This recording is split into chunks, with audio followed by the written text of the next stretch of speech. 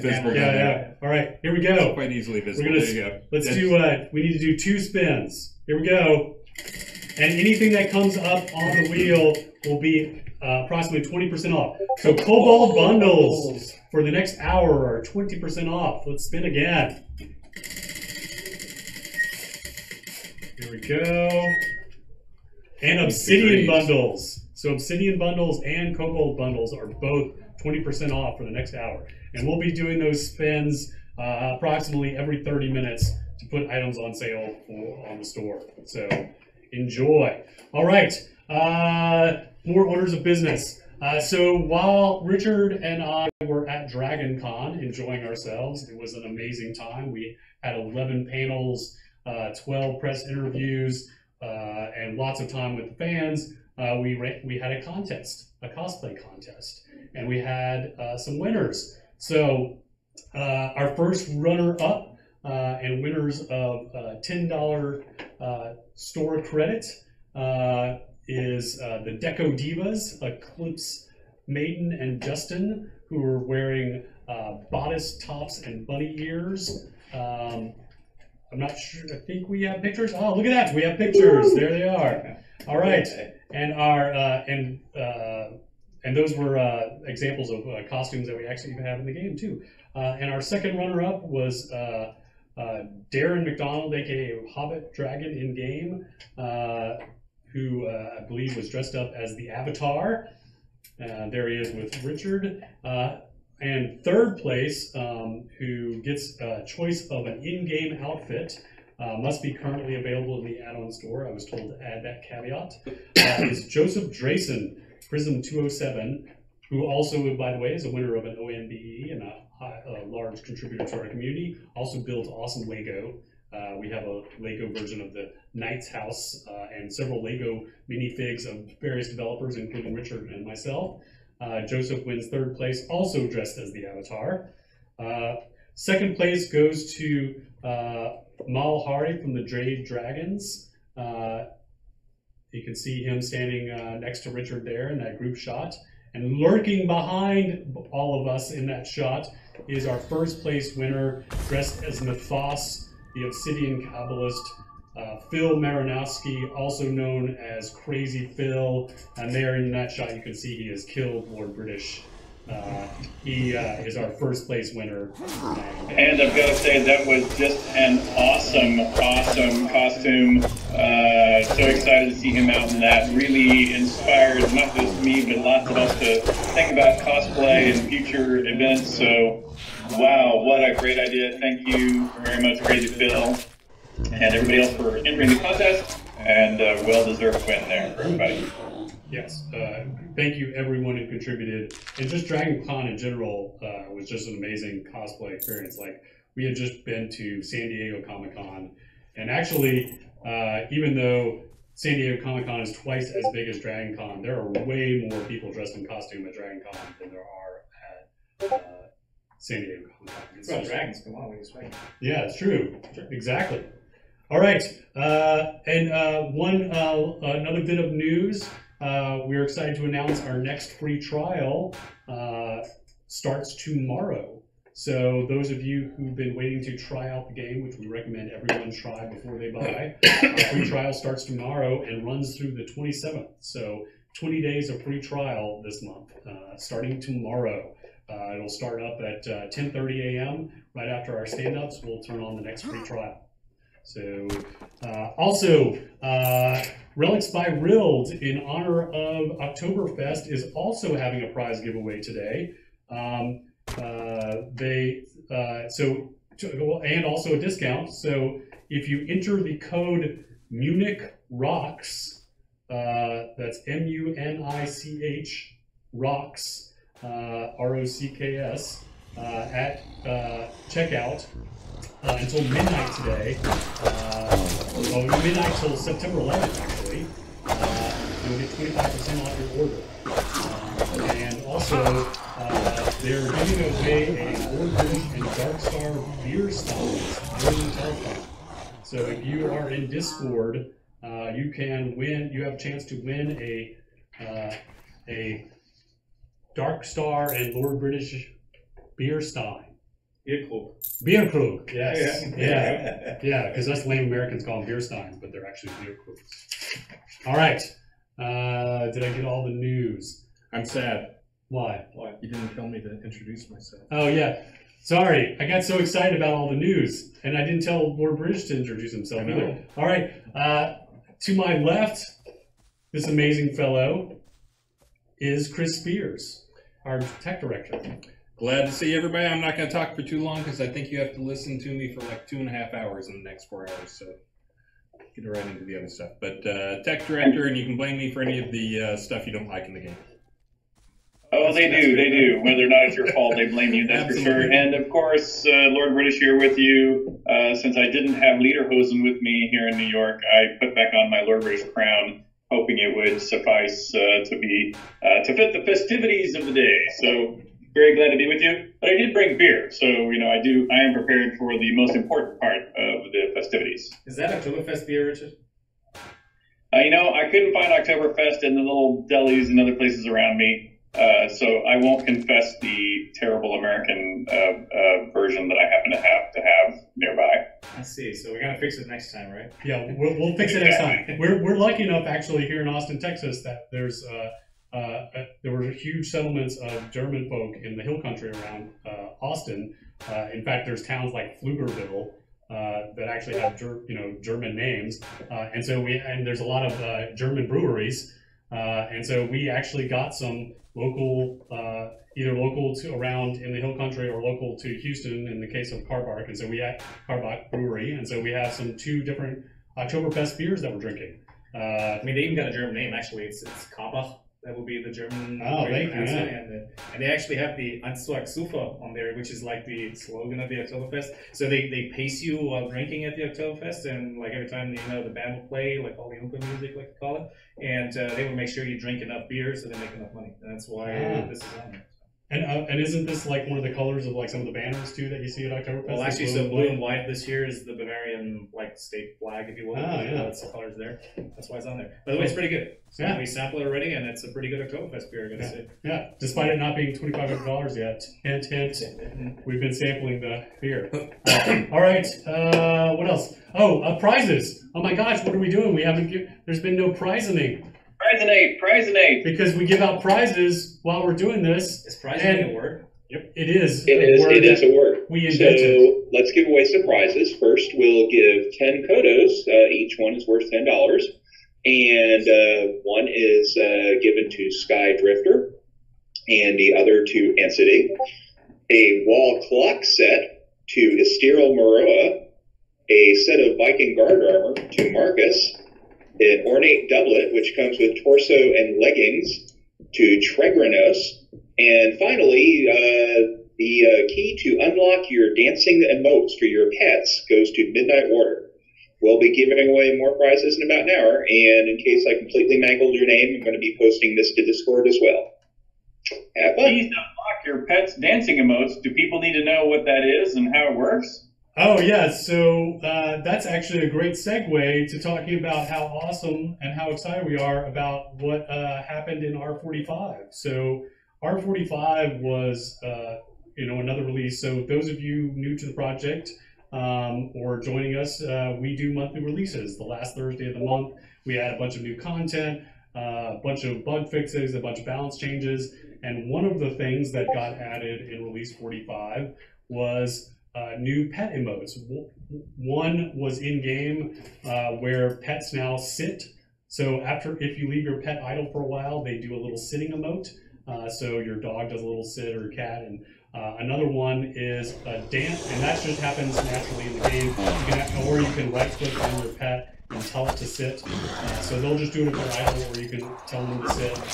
But we also added a dance command that you can purchase in the add-on store that all your non-combat pets, it unlocks dance for all of them.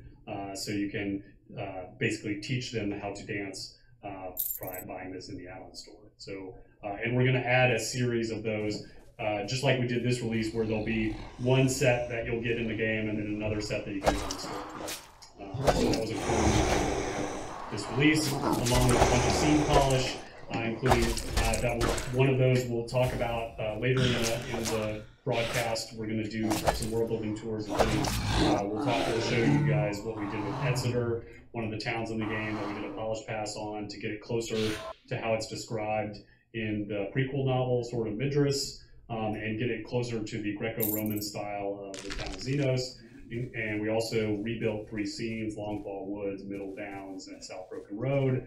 And we added a bunch of more side quests to Truth and Courage, which is something that we're going to keep doing every release to get those more filled out. Get it so you level up a lot more as you're going through those storylines. And we just did general polish on the Truth and Courage storylines. We added the ability to get more Dread reagents for the Dread artifacts that we introduced last release. So now you don't just have one, you can get multiple reagents for those Dread artifacts. We did user interface polish, including some really cool stuff like Discord integration. So Discord is now integrated directly in the game. We saw that the Discord guys are coming out with a full SDK for full integration of Discord into games, and they had an early version of it that doesn't have full capability. It doesn't have yet voice or support for two-factor authentication or Whisper, but it allowed us to at least get testing it and integrate it in the game. So you can add Discord channels in the game, and that came at the same time as allowing players to separate their chat tabs into actually separate windows on the screen. So you can have your combat log running as its own little separate window from your chat with your guildmates, which I know players have wanted for a very long time. So that made it much better. And the Discord stuff also added something, which is a global chat.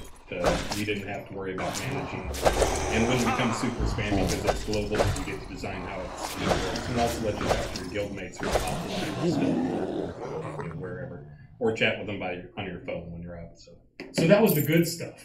The not so great stuff was the fact that our perp force completely melted down and went nowhere for about a week and a half. And poor Chris here, who's slowly going off screen, had to basically get an ulcer and not go without sleep for about 4 days. And I'll get to it soon. And so I'm still sick, by the way, because I had to stand in the server room that was full of dust, and I got a lung infection. You're such a poor guy. Yeah. And so, but we recovered. Chris rebuilt it, and despite losing about a week of work, not losing a week of work, but losing, having to spend a week trying to recover from that. And we did actually recover everything after the perp force meltdown, and we still got our release out on time. So I'm very proud of my team, proud of Chris for basically rebuilding both the hardware and the data for perp force, but that was scary. We thought we were going to have to go back 6 months at one point. So we actually kind of did. Wait, what?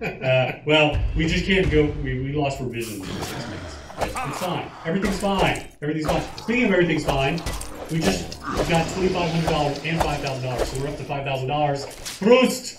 Prost! So did. Cheers. Prost!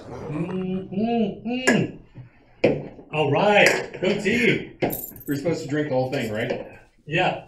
What? That's considered a shot? No. Well, yours is empty already. You're a true Bavarian, right? It needs another one. A true Texan.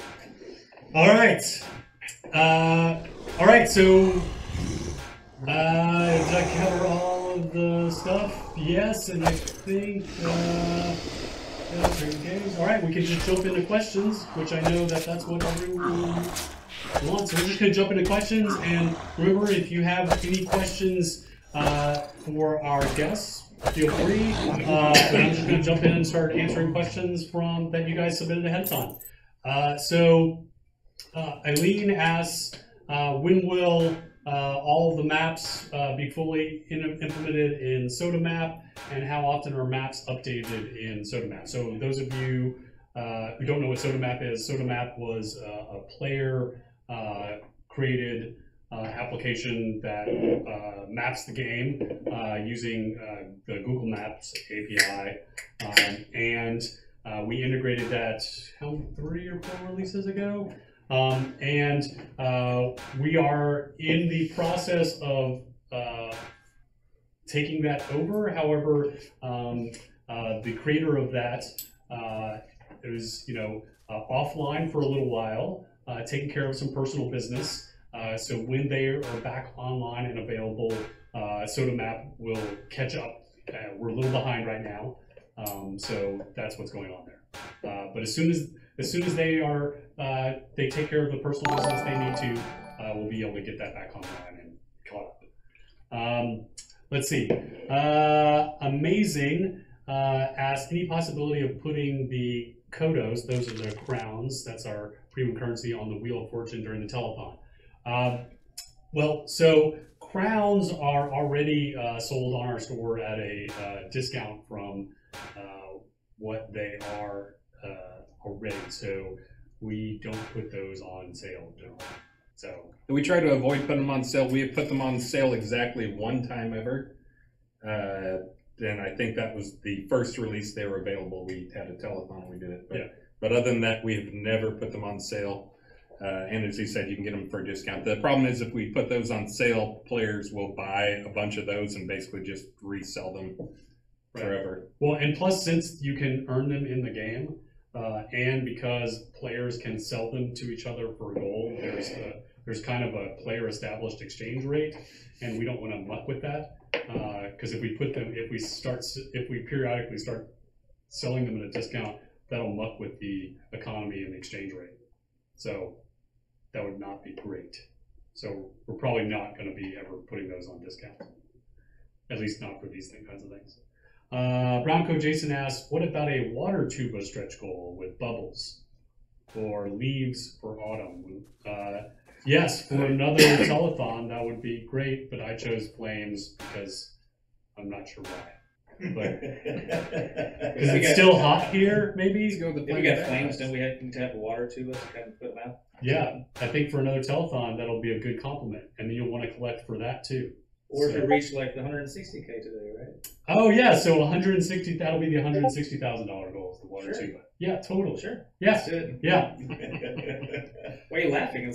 I'm for real. Man. No, I'm right. I am right there with you. And we already got the 5. So. Yeah, totally. We're partially there. We're almost there. We only need 155,000 more in 3 hours, in 3.5 hours. It'll be no problem. All right, people. All right, let's see. Do you plan to create I Survived Early Access reward? Yes, actually, at our Leeds meeting yesterday, we had our first. We had already had some sort of informal discussions, but we kicked off our first formal discussions for what our launch events. But don't say what it is. No, I'm not going to. No. But what launch events will be like, and it was actually spurred on by some conversations that Lars and Richard had when they were at Gamescom together. And I think the discussion Lars had with Richard was like, you have to do something big. You can't just say, hey, we launched, right? You can, but gotta be something cool. Yeah, it's gotta be cool, and it's gotta be big. So we started having formal discussions about that, and so, and in fact, we should put that on the and they're good. They're pretty neat, actually. What are the ideas? Yeah, okay. All All right. I'm supposed to reintroduce the guests. I was given a sign. We do as we're told. We're doing. Okay. So this is Chris. He's actually his director. We're not talking about you, right? All right. No. Lars is the CEO of Trademark Games, so he runs the whole thing, and Lars is awesome. Jess is our executive producer at Trademark Games. Jess is also awesome. So Jess is basically the equivalent of me at Trademark. So she's my counterpart. She and I basically talk almost on a daily basis, either through Slack or email, keeping the things on schedule and on time. But we're actually hiring another executive producer who's going to be, because you have a whole other job. They may not be able to talk about that. We can't talk about that. Sure. I'm fine. Yeah, I'm talking about it. But we're not going to say who it is. Executive producer. Yeah, but we're not going to say who it is yet. Aren't we? Oh, we are? We can. You can do whatever you want. It's up to you. So, man, this guy, maybe some of you know the guy who's been in the industry for a while. It's Stefan Bayer, is a friend of mine, and he's going to join us October 1st. So, all right. It's going to be great. Yeah. Not that Jeff's not doing a great job, of course, but, you know. But you also have to run Crowfall, so. Exactly. Yeah, so there's that whole other game, you know, so, you know. Think of me as extra hands to get this all kick-started. Yeah. That's all the right. second time you did the Kickstarter thing. Is that a pun intended? No, The but entire thing's been on Kickstarter, so I think we've already been through that, right? Just saying. Well, I think Kickstarter was a verb before it was a platform, right? Oh, yeah, Yeah. that's true. Yeah. I had that same problem. But Jeff's a little old school. That's what I Oh, yeah, you make fun of her. yeah. She doesn't run There's some of that it. warning at the start about, you know, adult language. That's the third time today. I know, How I did I know. deserve that? I'm glad I'm getting one of those executive producer. I'd probably clean up my language for a raise. Oh, wow. No. Keep swearing. All right. So, yes, that was a long answer to Oplake. Yes, you'll get an early access reward. On the next one, I'll answer it. I wouldn't mind if these telethons included statistics like player with most deaths from falling. So I'm going to be off camera for about an hour, and I'll come back at 5:30. Come back at 5:30, and I will go dig up some of those stats during the hour. Ooh. I'm not guaranteeing So that one. tune back in at 5:30. I will come up with a lot of the crazy stats. All right. Dr. Face, or is that Dr. Face? I don't know. It's so different. Dr. Face or Dr. Face. I don't know. Which is Dr. Face. It's like Dr. Face is kind of like a superhero. Yeah. Right? It sounds like But Dr. Face. It's Dr. Face. It's like you have a insult. face that Yeah. looks like a doctor. I don't know. Are you going to answer the question? I'm stuck on his name. All right. Now that the Norgard people are more developed, will you be going back to readjust the Viking bundles? The early items feel very Spartan when compared to the other bundles, and when more Shogun items came out, you updated the Shogun bundles. That's interesting. So we'll go back and look at the Viking bundles. We did actually add a bunch of stuff to the Viking bundles recently when we did a bunch of updates to other bundles as well. But we can go evaluate the numbers of items on those bundles versus others and see if there's any discrepancies. So we'll look at that. Oh, and we're up to 7,500. Wow. Prost! All right, Prost! Prost! Somebody's getting excited there. All right, 7,500. Only 2,500 away from the 160,000. no. the beer I was just trying to make sure that people understand that's what we want to achieve today. You know? It is what we want to achieve, but we're going to get the 2,500 beer for the club. vehicle. Vehicle, yeah. All right. Do we get one too? Well, sure, everybody gets one. Oh, you mean like in the game or in real life? Do you do both? Well, Yeah, yeah, you can come in for a shot. you're late, but sure. What the hell is that? Shot time! Thanks, everybody. Let us know how those shots are. They're How are fan-made. they? You sure you want to drink that? It looks Fans really, typically really like to delicious. poison us. Not bad. I did it. They're all my fault. Wait, Mm. you can't see me through Richard. Yours is burned orange. There's silliness and I'm not involved. Shenanigans. Roadrunner. Thank you, players. Hurricanes, because Thank you. hurricane. And run movers for everybody in Florida trying to get away from the hurricane. Oh, that's very sweet. This is alcohol in it? No. Yes. No, have like 10 more. It's fine. It tastes like medicine. Where's ours, by the way? Right here. All right. Next time. All right. I'll be around in a minute. I'm driving, I can't. All right. Red. Hurricane room runner. It's funny, like, you each have the exact amount. So you Am I want the only one now? to hold it for your next one? I'm not doing with this. That'll Do we hold. extra one? That'll still. Think so? Sticky table coming up. The minute the No, the you're. table. Oh no, I like it. I like it. It's kind of like a game to see how long it stays up. I like it. I like your style. All right. Red Phoenix, can you create a player-owned town decoration called Target and have it function like the training dummy in Soulless Bridge? It would be Oh, so the real question is, can we have a training dummy that works when the owner is not on the lot? And the problem with that is because training dummies are really pets who require the owner to be on the lot, because AI don't work without the owner having spawned. And that requires a major architectural change that we just haven't gotten to yet. So someday, yes, that would be awesome, and we want to make that change. But right now, our AI guy is behind, and so it'll be a while. You want us working on performance, not on making training dummies work out for us. Yeah. Speaking of that, performance is our #1 priority. Start in Q4, especially load times. Load times are going to be what we spend a lot of time on in Q4, because we are a scene-based game, and load times need to be seconds, not minutes in some cases. All right. Let's see. Red Phoenix also asks, when will the gold rewards, these are from the seed invest, the golden rewards be rolled out, and will there be craftable versions of some of them? So we are getting close to closing all of the financial documents related to the seed invest campaign. But as I mentioned last time, since the seed invest campaign involves the SEC, as you might imagine, the SEC requires a lot of legal documentation to finish all of that stuff. So we are still in the process of doing all of that. We are getting close, but we're not finished yet. We just finished, I think, the second, if not the last round of documents that are now being reviewed by the SEC.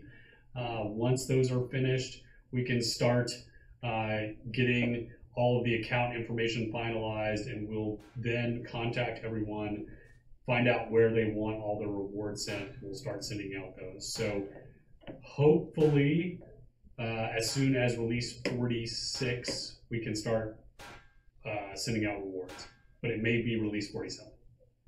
I think we should have a guest spinner. I'm gonna do it. All right. All right. Lars is gonna spin. This is gonna be good. Okay. Good job. She spins. Let's see what we get. Looked like you were aiming for something there. Shogun bundles. All right, one more. All right. Is there a flaming swan?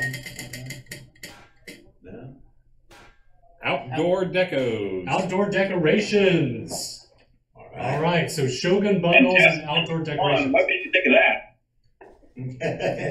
I don't know. I think it could be cool to have a flaming swan in your house. And then the second half of that I question. got here for it. The second half of that question was, will there be craftable versions of the golden items? We don't have, there's no plans for those, because the idea was that these golden items would be exclusive to the Seed Invest campaign. So making craftable versions would make them not exclusive. So no plans to make craftable versions of those. Let's see. Vladimir Begamo asked, player-driven economy is a key component of Shroud. Why not let trial players participate? Lots of reasons. The main one being is we didn't want this to be a way that players could try to like exploit or bot on trial accounts, because then they don't have to care if they get caught and they can just make another trial account. So we want to make sure that these were not opportunities for players to come in and disrupt the economy through trial accounts that are basically throwaway. It's kind of one of our things is obviously players can bot any game just through keyboard macros or bot programs. We want to make sure there's a way to punish them, and for the trial players, we don't really have a way because they have nothing invested. But it is also partially because we want players to take part in the game, but we still need to give them some incentive to upgrade the game as well, to actually buy the game and take full part in the game economy. Yeah, what Chris said. You know, it's if having a player-driven economy, but allowing players who have no stake in the game and who could create an infinite number of accounts to bot and mule would be potentially quite damaging. This is why we can't have nice things, and, you know, because people cheat. Let's see. Casey asks, when will the add-on store get archer weapons? I will expand that slightly. Like, when will I we don't get cheat. just more I range play weapons fairly. both for the store and in the game. I'll answer that and then I'll acknowledge that. We have them on the queue. We just have to finish the current queue of things, which include finishing the tree creature, finishing out the Norgard folks, and as soon as those are done, we have in the queue more ranged weapons, including regional variations of all the ranged weapons. So like Norgard, Shogun, undead / vile versions of like bows and crossbows, etc. So those are coming.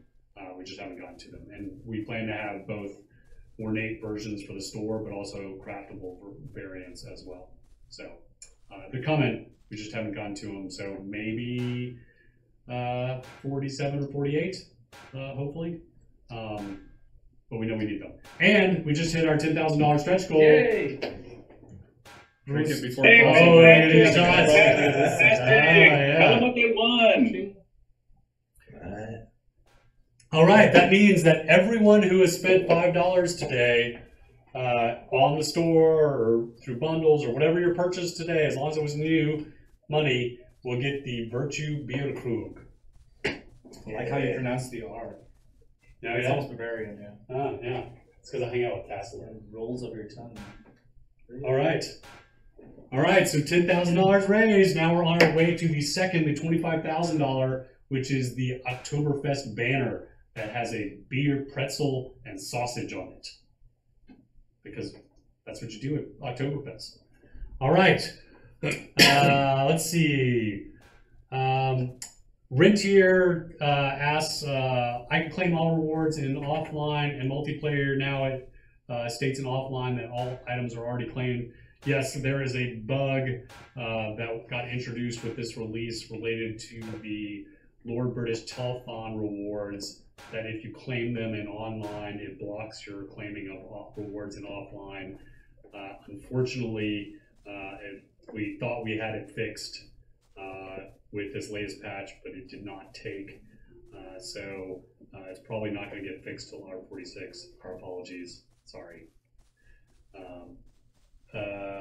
Let's see, but that's not intentional. The point of that is claiming rewards in online should have nothing to do with your ability to claim rewards in offline. There should be two completely separate events. And for those players who were new, earlier Starr said for R45 we did this thing, that thing, the other thing, and fixed a ton of bugs. The other part that was the assumed part was we also introduced a ton of bugs, which we will fix in R46, giving you a reason to come back every month. You mean you make mistakes like writing code? I know, it's shocking. Yeah. Never heard We that. can stop. Yeah, please. Yeah, I know. Just write clean code, you know? I know. easy. Stop making mistakes. Chris, stop making bugs. I was working on Purport, so we're Let's see. Taka asks, why don't you use the Nana platform to translate official documents? I guess like for the weekly update or things like the website or whatever. These guys are going to do it now, right? Oh, yeah. Yeah. For Okay. price. Yeah. So most of those actually, like the website and things like that, are actually going to be going through these guys now. So At some point. yeah, at some point, not immediately, but at some point those things are going to go through them. But good suggestion. Otherwise, if we didn't have a partner. Let's see. This is an interesting one. Calnoth, can you state what your policy is in regards to limiting this? Richard, this is one for you to pay attention to. Can you state what your policy is in regards to limiting offensive content? I ask this because there seems to be a disconnect between game offensive material and content such as crushing little children, and player name selection where games such as insert expletives here are deemed too offensive and are forced to change their name. So this is where someone will name themselves like Shit Burglar, and we will force them to change their name, yet in the story we will present you with an ethical dilemma where you will have to think about whether you will go through with crushing little children. They Yes, are very exactly. different things. Yes, and of course, sorry about a little bit of echo there. I hope you guys can hear through that. But yeah, well, first of all, the primary reason to put a limit on all these offenses is to offend from person to other person. And so our primary thing is we don't want the community to harass each other. But also expletives, at least in some territories, especially in the United States, are something that have been seen as a line in the sand that at least has some clarity, and so we draw that same line. In the case of the ethical dilemmas, I can understand your argument. However, I don't agree with it. In this case, I happen to know for example, in the Dungeon of Artifice, the dilemmas that you will be faced with, but without giving away more of the plot and, shall I say, the reality of it, I don't want to tell you, explicitly why, in particular, I think that one falls below the line. But there are others. I mean, the game is full of things like scenes of murder and lying and cheating and stealing between characters involved in the story, etc. I personally find that to be a very different vector of concern than the foul language that players use. And also, just as a little additive one, I can't remember what the name of the player Starr used, but it was a modern humorous use of potty mouth. And I think that is not additive to the world that we're in. So, if you have a complaint about it, happy to hear it, but that's the line we're drawing. Yeah. So, in other words, there's a difference between being presented with a moral dilemma that you have to think through and being a dick. Yeah, basically. Well said, Jess. Yeah. What Jess said.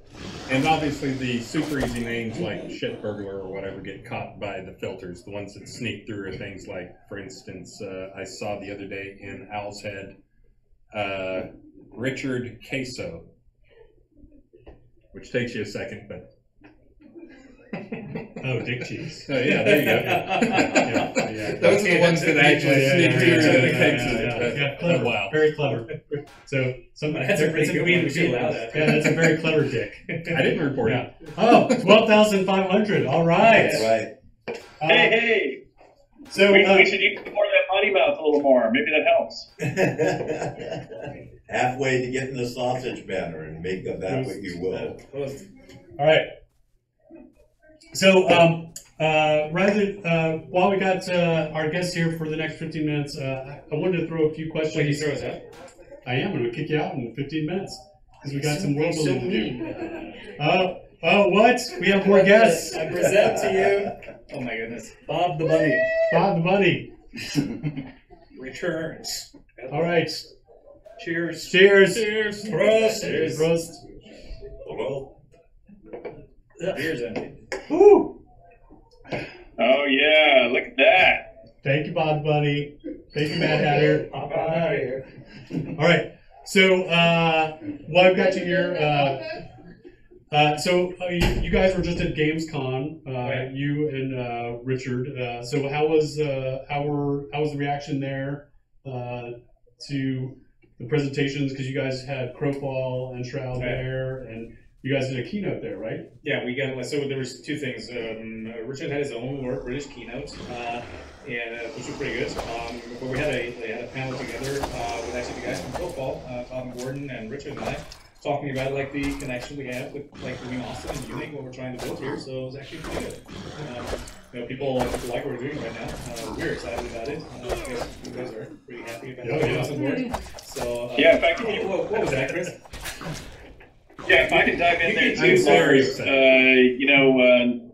Of course, the folks over at Crowfall are longtime friends and coworkers of ours. So we're very excited to see whatever they do that's cool and going well. But it was especially exciting to see it coming through you all. When we got out there and saw the two booths, really the two spaces that Travian was set up in, it was really spectacular. Both the Bavarian Games area was a lot of fun to hang out in, very clearly showed that Germany and Tradeon in particular are really a great growing epicenter for gaming in Europe.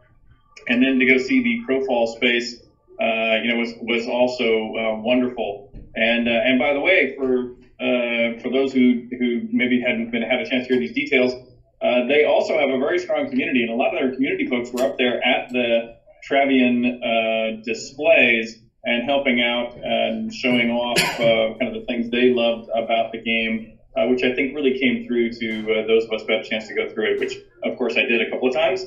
But anyway, that bodes very well. I'm excited about what you guys did together, and I'm hoping we can do some of the similar things here in the upcoming cycles. Yeah, that's what we like a lot actually about Shadow the Avatar and Crowfall, that it's very community driven. We got an excited, passionate community, and that's what we want to support. So all the people that actually, staffed our Crowfall booths at Gamescom, they were people playing the game. And what's better than actually having real community members who played every single day, leads new potential gamers through the experience. And that was pretty cool. And that's what we're trying to accomplish with, the European distribution and our partnership for Shroud the Avatar. We want to make sure that the community is actually part of all that, because that's what drives new people into the game. And that's why we believe it's a perfect fit. And we could really show that at Gamescom, and we're super excited about it. Unfortunately, we announced our partnership a little too late to do more at Gamescom, but I'm pretty sure we get many other opportunities to do more around Shroud the Avatar. Yeah, we're super excited. And so for those of you who just learning about the partnership we're doing with Tradeon, these guys are going to help us launch in other territories like the EU and North Africa and the Middle East and South America. And that, on the surface, it's going to be, simple things, the obvious things like localization, but it's also going to be marketing and community and website and store, and so it's going to be a lot of logistical QA and operations. It's going to be a lot of logistical stuff too, and these guys, Tradeon's been around a while, and like Richard said, they have their own community and their own games, and so they're really pros at building and maintaining an online community in the game. So and also they're very passionate gamers. That's one thing we've heard over and over again, which is something that I think we need, is having more eyes on the game from passionate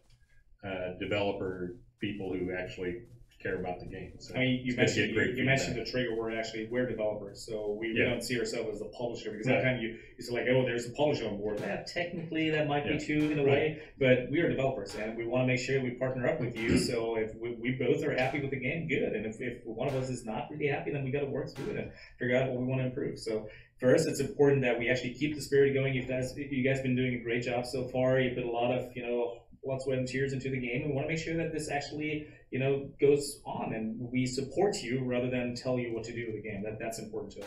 Yeah, and those are the kinds of conversations that we had leading up to the deal, where that were completely different than every other conversation we had with other publishers, who are more like publishers and not like developers. In the end, it's about getting the community happy and keeping them happy. That's important. By the way, I saw there's $15,000. My beer's empty. Oh, that's why that ice chest is right there.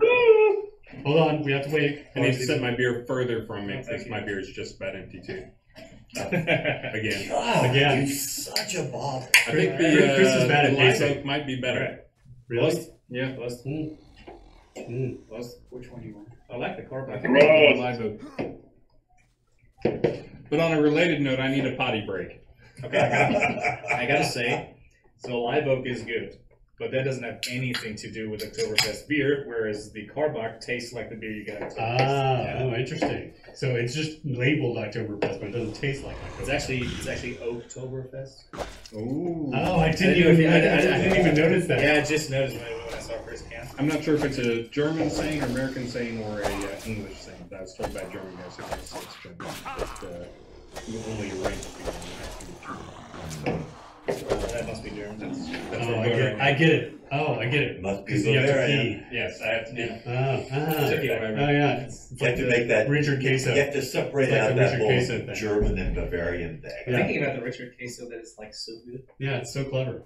So clever. All right. Dancing Shade. Ultima has been an inspiration for many. What inspires the creative minds behind Ultima? Actually, this was an interesting question that came up at DragonCon. and indirectly it came up too about, advice for people who, folks coming up into the industry who want to become developers. And, a consistent bit of advice that I hear Richard give over and over is, don't just learn about games, learn about history, learn about psychology, I love reading about the latest frontiers of science, like string theory, well, actually membrane theory, that's the one I'm most interested in lately, which is kind of the thing beyond string theory. Different and multi-dimensional theories of like how the universe exists, and historical theories of like things like guns, germs, and steel, and things like that, about how historical structures of how societies evolve, which is great for making online games. Like anything having to do with historical societal structures is great for making online games, because that's what you're dealing with, right? It's societal structures and how to maintain them and keep them from falling apart, because they can, But if I can add to that, Starr, I would even, throw out that, as you noted, that I always say, go cast a wide net for your inspiration. But I would, double down on that, and even say that if all you do for inspiration for games is look at your favorite handful of games and maybe things that are similar to it, you're largely going to be trapped into chasing what those development teams are already in the middle of doing it. In fact, some of those are probably casting a wide net, so they're going to do way more innovation than you probably will. If I look back at almost every game we've developed, and especially every one that has ended up being a noteworthy growth in the series that we've been working on, I can absolutely go back and tell you exactly what subject matter that I never thought I would need to get into, that I researched in depth and took on with a passion, and spent many hours of the development cycle devoted to learning a new subject as direct inspiration for something we're going to do to innovate within the game process. Yeah, and movies, television, books, games as well. I play games every day. I mean, I made a commitment to myself long ago that I had to play a game every day. That got way easier once mobile gaming became a reality. It was a lot harder to fulfill that commitment to myself when I had to be in front of a PC or a console. But now that mobile games exist, it's a lot easier. But inspiration, like we've said, outside of games, like scuba diving and skydiving and trail running and just going out and walking my dogs and looking at trees and birds. Inspiration comes from all sorts of things. I mean, like Richard puts it, like you got to explore to be able to create. Yeah. That's the thing. You got to learn about what's around you in order to create something yourself. Yeah. So, and 17,500. Wow. Oh my gosh, we're getting up there. All right. Excellent. Only 700 to go for the Oktoberfest. Oh, that's the banner. Next one. The banner. Yeah. The beer sausage pretzel banner. Remember, 160K, and it's going to be a water tuba. Bubble tuba. Water bubble tuba. All right. Hey, we haven't given out prizes in a while, have we? Prizing? Is it time for prizings? I think we can give away a few prizes. All right, let's So, for our second round of 10 Kodos each, first round goes to Lost Ludwig, and the second to Gurney. A buried wood mantle clock goes to Beard, and a set of ornate brass numbers, perfect for putting numbers on things, goes to Skiz. A sigil tapestry set, one of each of the sigils that mark our skills in a game, Mage, Fighter, and Crafter, goes to Sidron Knight. And an ornate buckled crosshatched gambeson goes to Tamian Hardwald. Thank you for this round. All right. Oh, and it's time for us to do some more sales spending, and I think Jess needs to spend that's what I think too. because we're about to have to let our Travian guest go, so she needs to spend before she All right, Flaming Swans. Please. Huh? I'm not sure if you You obeyed have to do the it- Price is Right. You did not make a full spin. Yeah. And still, It's rigged. Do it again. Do it again. Spin it again. we've already had the Cobalt Bundle. There we go, and it's Dark Oh, Star. Oh, I get to pick. Ah. I'm gonna say property deeds, home basements, pot upgrades. all right. All right. Another One more. spin. He knows that one's popular. He knows what he's going for. All right, what will we get? Ooh, emotes and fireworks. All right. All right. All right. Well, we're at 4 o'clock. Our Travian guests have been awesome to have here. We're super excited to have them here this week. And again, they've been an amazing pleasure to work with so far. We are super excited to have them as our partners. Couldn't be better. And thanks for joining us today. Thanks for having us. It's been a pleasure, and hope we get many more opportunities to do that together. All right. Been Let's great. have one more. Prost. Here, here, Prost. here, here. Let's Prost. come on. Oi. Cheers, Richard. Cheers. Thank you. All right. We'll see you tomorrow. There's our signal to leave, I guess. All right. Have fun. All right. Bye, guys. Cheers. All right. All right. In 30 minutes, we will have the world building tour. And meanwhile, we will answer some more questions. And just a reminder, if you spend $5 today in the store, you'll be eligible for these stretch goals. We've already met one, the Virtue Bierkrug, aka a beer stein, as us lame Americans would call it.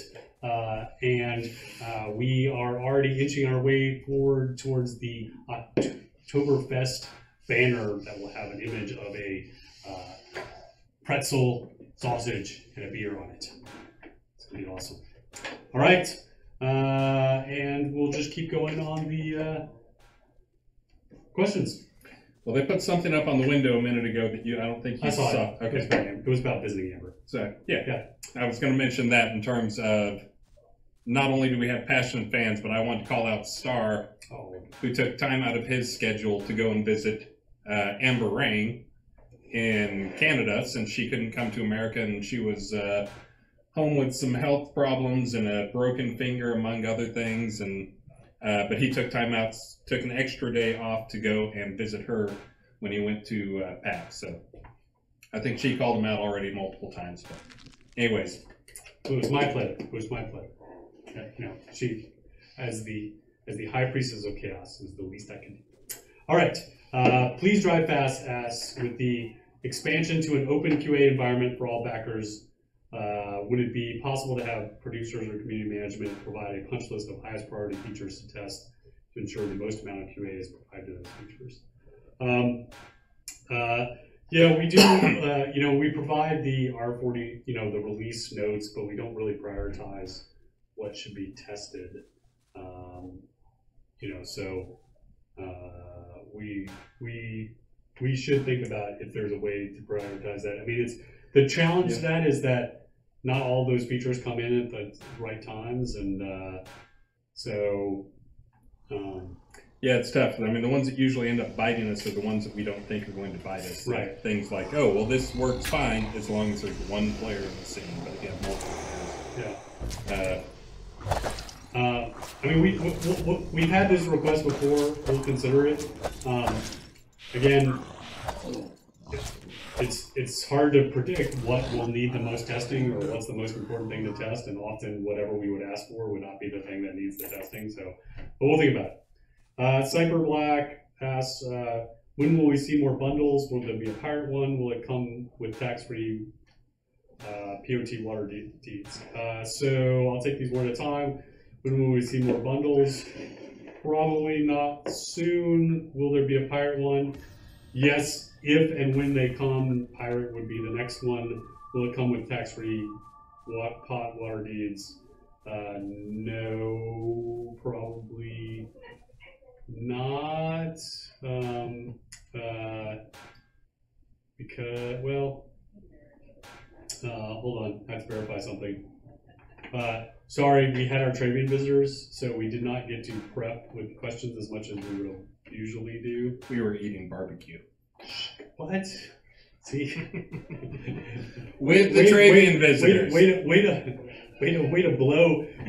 What? $20,000? See, I'm distracted. All right, $20,000.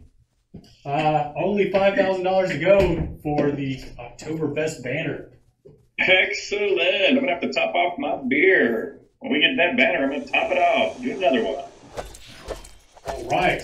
Thank you, community. Your support is generous and humbling. We are a crowdfunded title. Without your support, we would not be able to make this game. And as for the bundles, I will point out that we've actually grown our team over the past year, I believe. But we're trying to focus on making sure we're making the right content. And as much as we would love to get more bundles out there, we're just focusing the content on more, or the time on more content-based stuff rather than stuff for the store. Part of the reason we haven't got pirate bundles, because I really want pirate bundles. Yeah, and we already have pieces and parts of those, you know, and we built a whole, you know, scene based around the pirate stuff. So, all right. Let's see. Moving on. Amarius. When I get a notification that an item is low on durability in the top right corner of my screen, I open my paper doll and have to guess which item it would be. We possibly can get the low durability items hued a certain color in our paper doll. I'd kind of like to do the same thing we have for the skills, like you have the tiny green bar that goes across the bottom of every skill when you look. I think we could do the same thing for all the items in there so you can see how close things are. Because just having a low one is sometimes not enough. You're out and you don't want to go back to town, don't have any repair kits. Yeah. But actually having a bar so you can just look at it and quickly say, okay, we got a few things there that are half broken. I should probably get those fixed. Yes, that would be awesome. We should put it. Good idea. Good idea. All right. Aileen, is it possible for us to be able to scale our UI? It's quite big. I'd love to see more beautiful game. Yes, it's on our long-term goal, especially for those of you who have large monitors and able to run in larger resolutions. We should be able to do that. Just haven't gotten to it. Thorgred, will we get an option in the settings to switch on/off the heat system so everyone can select display style? I'm not sure why they wouldn't want the heat system on. I guess it can end up costing you a little more focus if you spam it. Don't spam it, but it'd be easy to make it so we only let you do one, and then you gotta wait for the full cooldown to go down. It's one of those things I didn't imagine anybody would not want it. You guys are weird sometimes. And then he asked, what about helmets? Well, the helmets thing it's a hats and helmets thing, probably. What is he asking? That is, they want the option, some people want the option, turn off the helmet so you can see heads and ears and face. Yeah. Yeah, as long as you're not in PvP. Yeah. I mean, it's just on the queue, we just haven't gotten to it. Randbo, it's a funny name. It's like Rambo, but it's not. It's Randbo. Is it like a random Rambo? It's like Rambo, but he's random. Is that what it's supposed to be? I don't think so. I like talking about the names. Have you noticed? Yep. You noticed I like talking about the names? Anyway, will you be able to disable those annoying weapon and armor comparison toggles? Make them a toggle option. Because we need more options in the option screen. We need more toggleable things in the option screen. Wouldn't that be awesome to have another toggle in the option screen? At some point in the 2-year plan is making things so we can do some scripting and open up some stuff through scripting. I expect some of these will fall to the let's wait until you can script it yourself. Oh, here's one. Since you like looking at names, Scrota is coming up here. Have you noticed that Scrota backward is Adorks? He's Adorks. Adorks? Yeah. Scrota backwards. Oh. Adorks. Would you I'm only doing that because I was looking at something to talk about names. Oh, and so his question is, would you remove the clothing override on the one-man band piece for the shirt and hat so that we maybe wear our own costume instead of being forced to wear someone else's? No. And the reason we won't do that is because the sorting issues associated with the one-man band would be impossible to solve with other clothing. That is why we force you to wear the band outfit with the one-man band. And by the way, a funny little thing about the one-man band. So when we plan our, can I tell the story about the one-man band? I told this story at Dragonlance. Oh yeah, so, you tell that. All right, so yeah, come closer to me. So funny little story about the one-man band. So when we plan out our stretch goals, we usually plan what we think are conservative numbers as to how far out, 50, 60-ish K, maybe 80K. We don't usually plan out past those numbers. So when we are having a really successful telethon and we get out to like 100K or so, that we're usually, there's been some drinking involved at that point, and we're not as careful to scope the stretch goal at that point to something achievable. And so hits the one-man band, because like when we're drunk, we're thinking, oh, this will be super easy. We'll just take all of the musical instruments and have them play at once and animate on the character. It'll be no problem, right? So our internal nickname for the one-man band is the 5-man nightmare, because it basically took like 5 people to make that thing work, and we still have bugs on it. And so like trying to get that thing to work with other clothing would just be basically impossible. It would already take something that's a terrible, totally, yeah, so no. So let me tell my side of that story. So the real problem we have here is the misconception Starr has that, like, okay, every 10,000 you got to have some new thing, or 15 or 25 or whatever as we're planning these things out.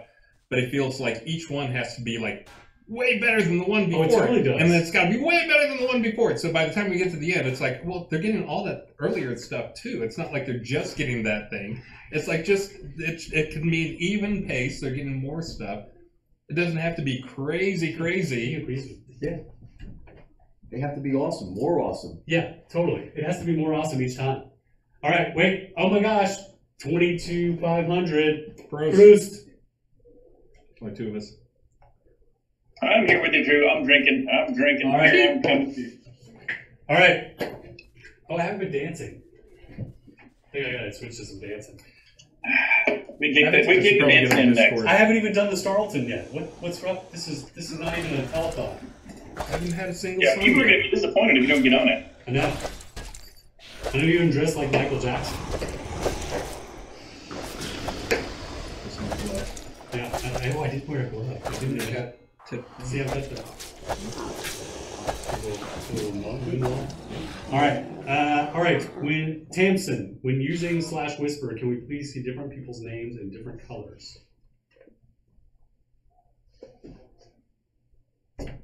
Oh, I'm getting on Discord to get song requests. When using whisper, can we see people's names in different colors?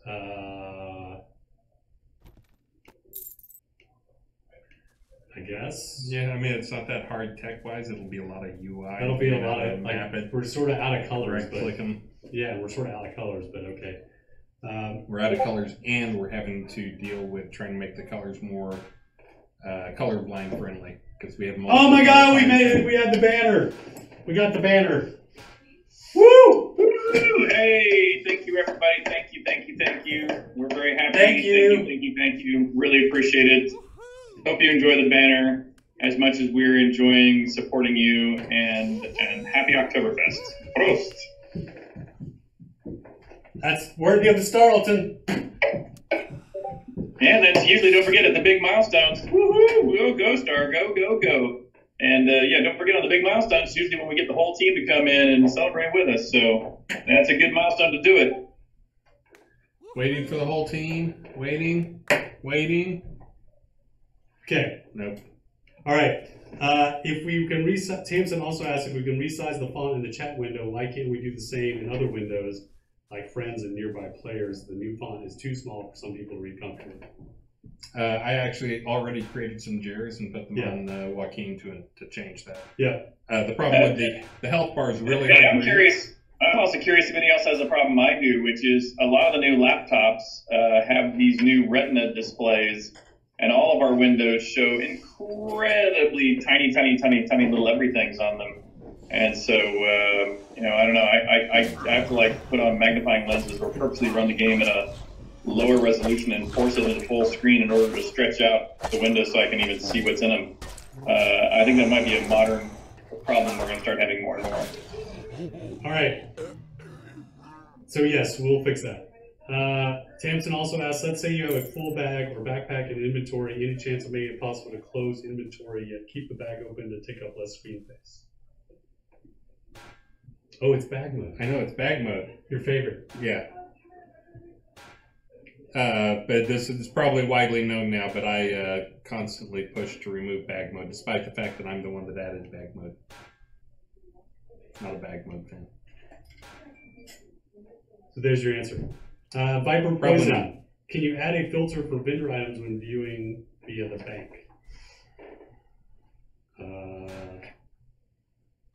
When viewing via the bank. Viewing the vendor via the bank. How are you looking at? Viewing the vendor via the bank. How are you looking at vendor items from the bank? We need a player to tell us what they're talking about. Players? Anybody? How are you looking at vendor items from the bank? Someone will help us later. I'll leave that one open. A Hondas asks, can we get the online mode option back on the main menu so we can pick multi or friends online when starting a fresh game? Not asking to bypass the wait timer for in-game switching, but when starting fresh.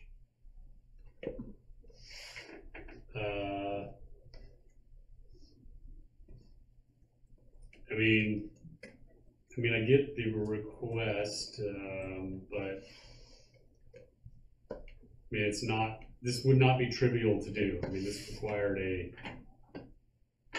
sequence change of authentication and login. So, and the handoff between those two, and so supporting both sides the way it is, plus this, and then knowing which state you were in coming in versus coming out of the game. I mean, that would not be trivial, so unlikely. Can we get some VFX added to swimming to improve realism, such as splashes around the characters? So we were dealing with a third-party water solution that we don't like, but we're stuck with, and we can't find a better one that fits all of our needs. We have a, for those who don't know, well, if you played the game, you know that we have a pretty demanding graphics system in terms of we have like thousands of dynamic lights, so we have to use a system called a deferred rendering system. And there's a lot of challenges. There's a lot of good-looking water packages out there, but most of them do not end up looking good in deferred mode. They look good in what's called forward mode. But anyway, so we've kind of had a water system that's been on life support for months and months, if not years, that we've been wanting to replace, but we just haven't had the time to go and find some better replacement. So we hate investing time on improving the system we have when we feel like we will probably be replacing it. Yeah. So, yes, we know it looks bad, but we don't have a better solution. Stay away from the water. That's my advice. Do not get in the water. Do not get in the water. I'll make it so it does you damage when you get in it. All right.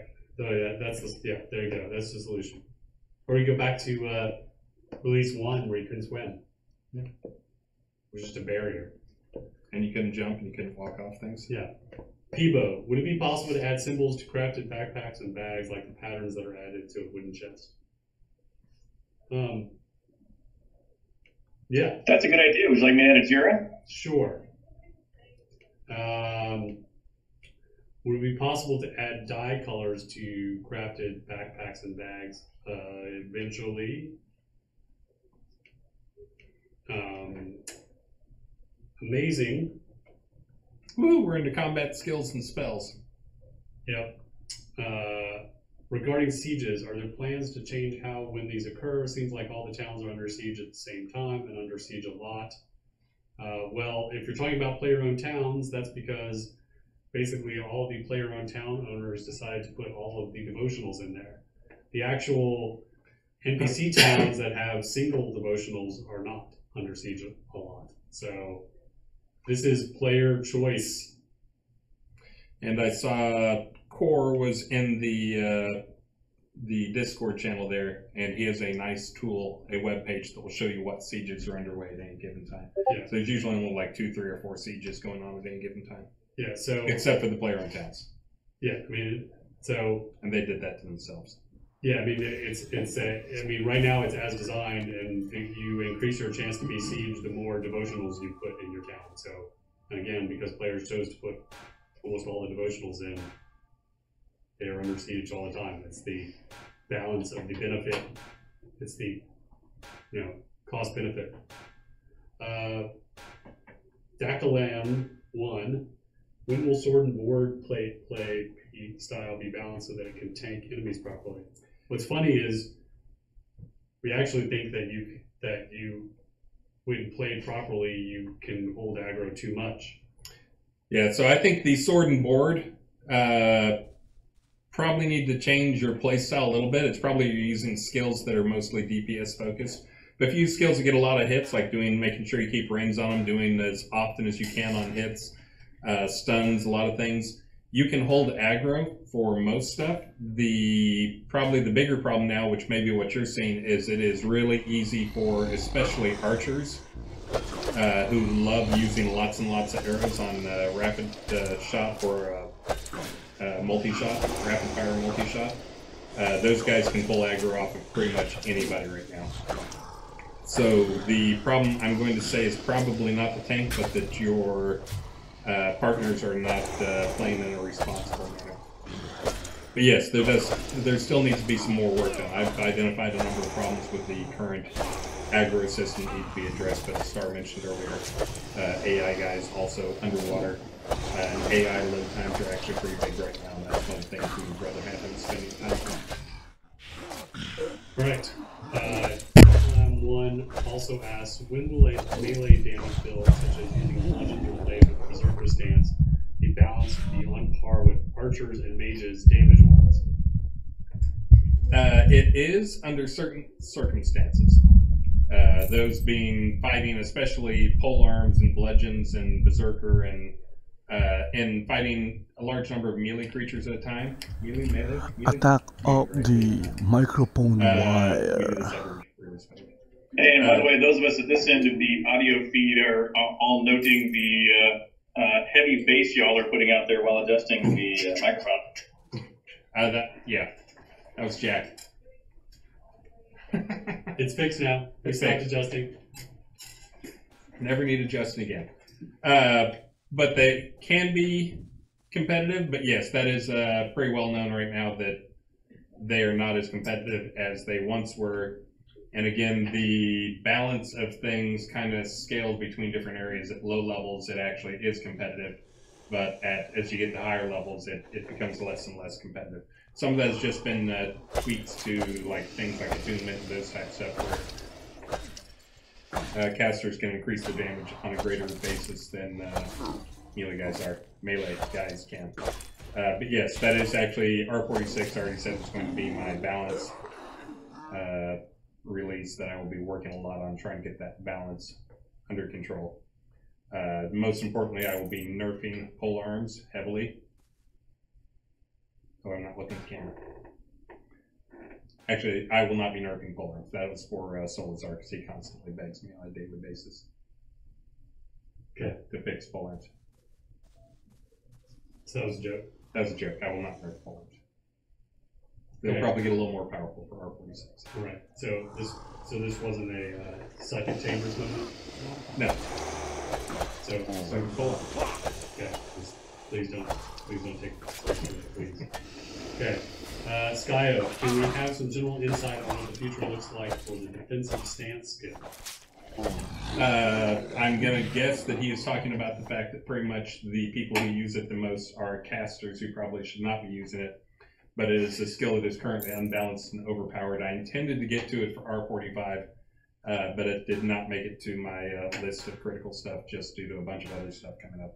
It will get a balance pass, also known as a nerf, but mainly it'll be balancing it so it is more effective for armored types rather than than caster types, because right now the people who use it are mostly caster types, and with that and a few other things, they can basically get to be unhurtable by tank types.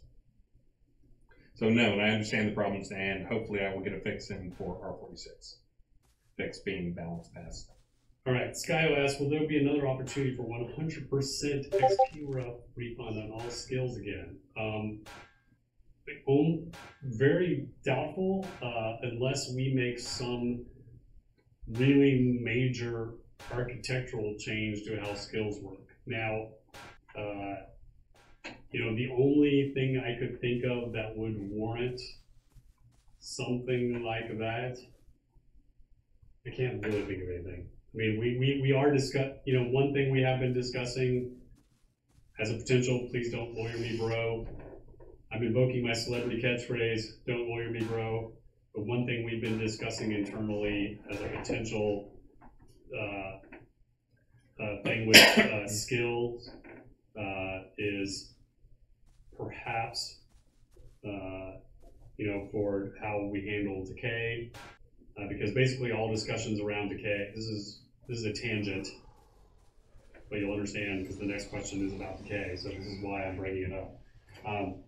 So all discussions around decay devolve into basically two camps. We use decay as a soft cap so that people can't, but if you're a classroom system, we need some regulatory mechanism so people can't level up every skill. Questionable, impervious, mega confidence. And so, otherwise, they'd just be able to level up every skill to infinity. The alternative to a decay system would be a hard cap. So just a max number of skills that you could level up, and then anything beyond, any experience you gain beyond that just would go nowhere, basically. And basically the audience breaks down into two camps, half who want something like that and half who don't want something like that. So, well, there's a third camp which wants no decay and also no caps and just wants to be able to level stuff for all eternity. Well, but that won't happen. That just can't happen. So, that would, yeah. So, of the people who understand that the game needs some reasonable leveling of some kind. What we As for the 100% XP refund on all skills, probably not on all skills. As I mentioned, I'm doing a balance pass this release, and as most people know, when I balance a skill, aka nerf a skill, I will usually turn on the 100% replaying on experience for that skill. So you can expect a number of skills to get 100% back on the release. Probably not all. What I was getting to is we have talked about it, perhaps again, maybe not, but we have talked about maybe we introduce hard cap as an option. Yeah, and so decay is an option for some people, and hard cap is an option for others. So you get to pick. Do you want to just have a hard cap, or you can have a soft? You can have decay. So, Trevor, if I understand it correctly, skill decay scales 100 is 200%. Can we get another tier 60 points that's 25%?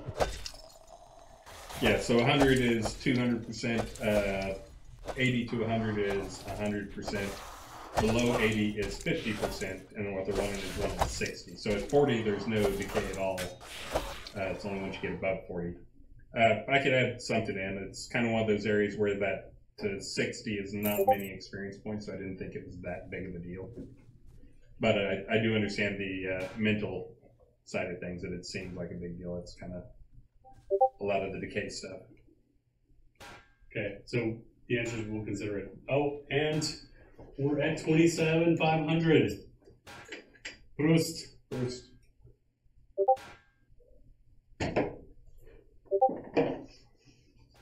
All right, thank you. So there you go. Yeah, I would have been thinking there for a while. I was wondering if you guys get back to it. Woo! Thank you, community. We're getting closer to the Oktoberfest tent. So If you don't know what an Oktoberfest tent is, there's some cool images. It's going to be green and yellow, and it's going to have a cool flower garden hanging on the inside of the tent from the ceiling. It's going to be sort of similar to the Knight's tent, so it'll be a home decoration. All right, One Punch. Thanks for pugilism. I got a bunch of people thanking me for that. I wish it would stop there. It doesn't stop there. Oh. But it still isn't viable. How about fist weapons to go with it? That is also one I've had. That doctor guy that you like talking about is Dr. Face. Dr. Face. Dr. Face also sent me a thank you saying he was a grandmaster of pugilism and it is awesome. And he stopped there. Okay. It will be one of those things we'll consider in the future to make it more viable. But definitely not in the near future. As I mentioned, there's problems with it in that pugilism does not damage a weapon. So it needs to be less effective. And honestly, punching someone with your fist is less effective than hitting them with a big hammer. So also, yeah. All right. Realistic. So that is our time's up for doing questions for now. We're going to hand it off to the world-building team. Before we go, maybe we need to spend? Do we need to spend? Spend? All right, I think we're going to spend. All right, spin.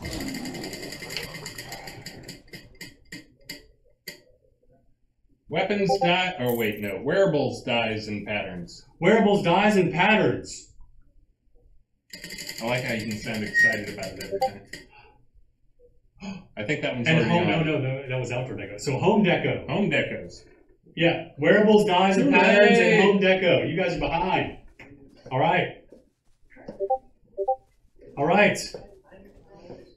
All right, and now we're going to be handing it off to the world builders. Esteban and Keith are going to be giving us a tour of North Shattered Hills. It's, if you saw it in last week's Prize and aid. are we due for prizes? I think we're not due for prizes till for another. They haven't told us to do it yet. Yeah. So, thanks. No thanks, Richard. Got it. What are your forum names? Sanio. Sorcerer Steve. All right. So I think they're going to go over to the other side there. We're going to switch to that camera. But thank you guys. We'll be back in an hour. I'm leaving my beer. Do not take my beer. And remember, Richard, do not interrupt them. Beer. Do not interrupt them, Richard, please. Okay, I won't interrupt too much. Thank you. Much. Right. So you might need to slide over a little bit. So we got a little camera. This way? Yep, so just this camera, maybe. Nice. Move over. Move the trailer. There we go. Nothing really bad happened there. What? I don't know what you're talking about.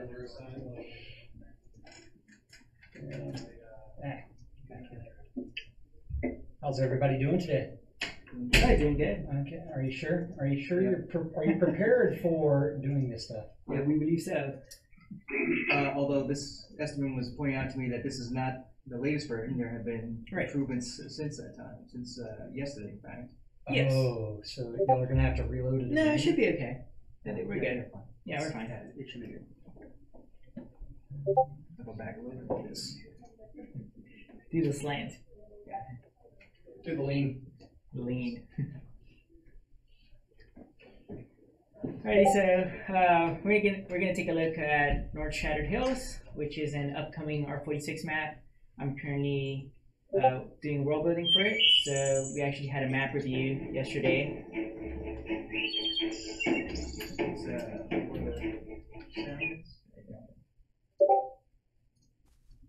So the North Shattered Hills. Do you remember where this is in Novia? Yes, Region 6. This is just like on the base of like the Pillars of Night, just off South Big Mountain. Palace.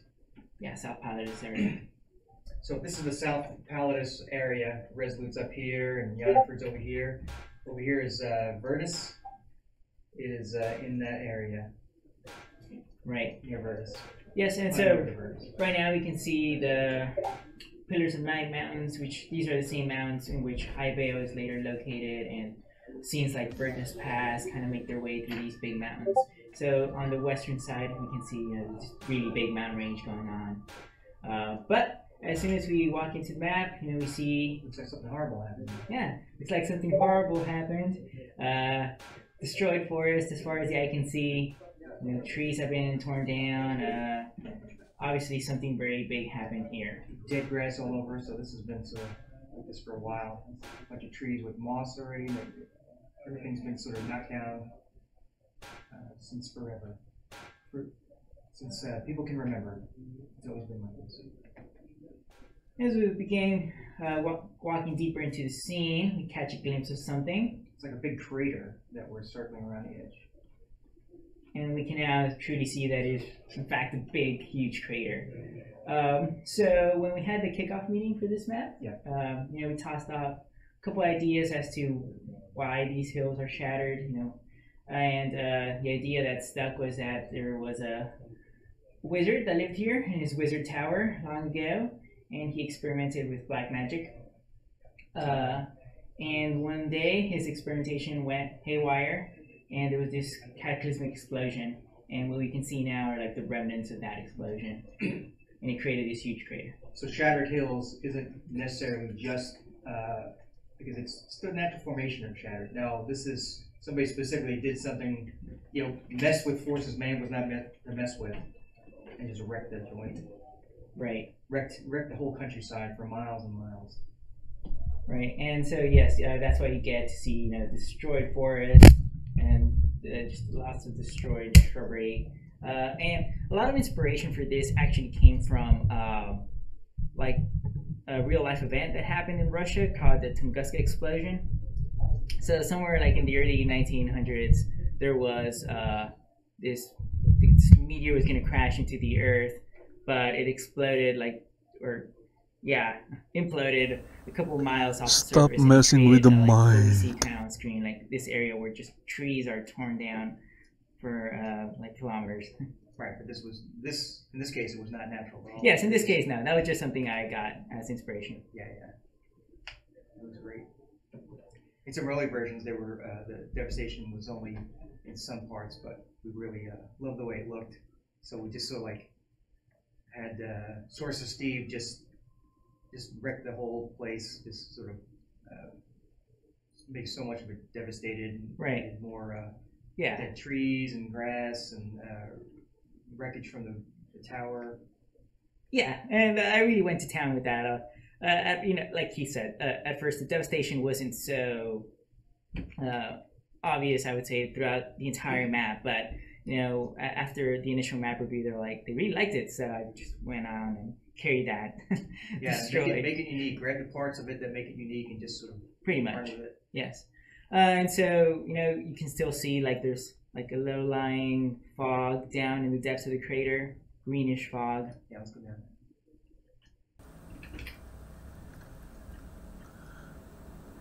So okay, I'm going back to Blade Week because I just bought a Dark Star cloak from the add-on store and I want to claim it. We can see strange plants, strange clouds.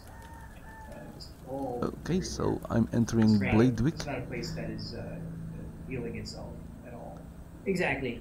And another thing then after getting the cloak, I'm going back mining, of course. The idea of having these tunnels that connected various parts of the crater. And so, when the explosion happened, it also capsized, parts of the Earth, and then giving way to these tunnels, which have now been inhabited by spiders.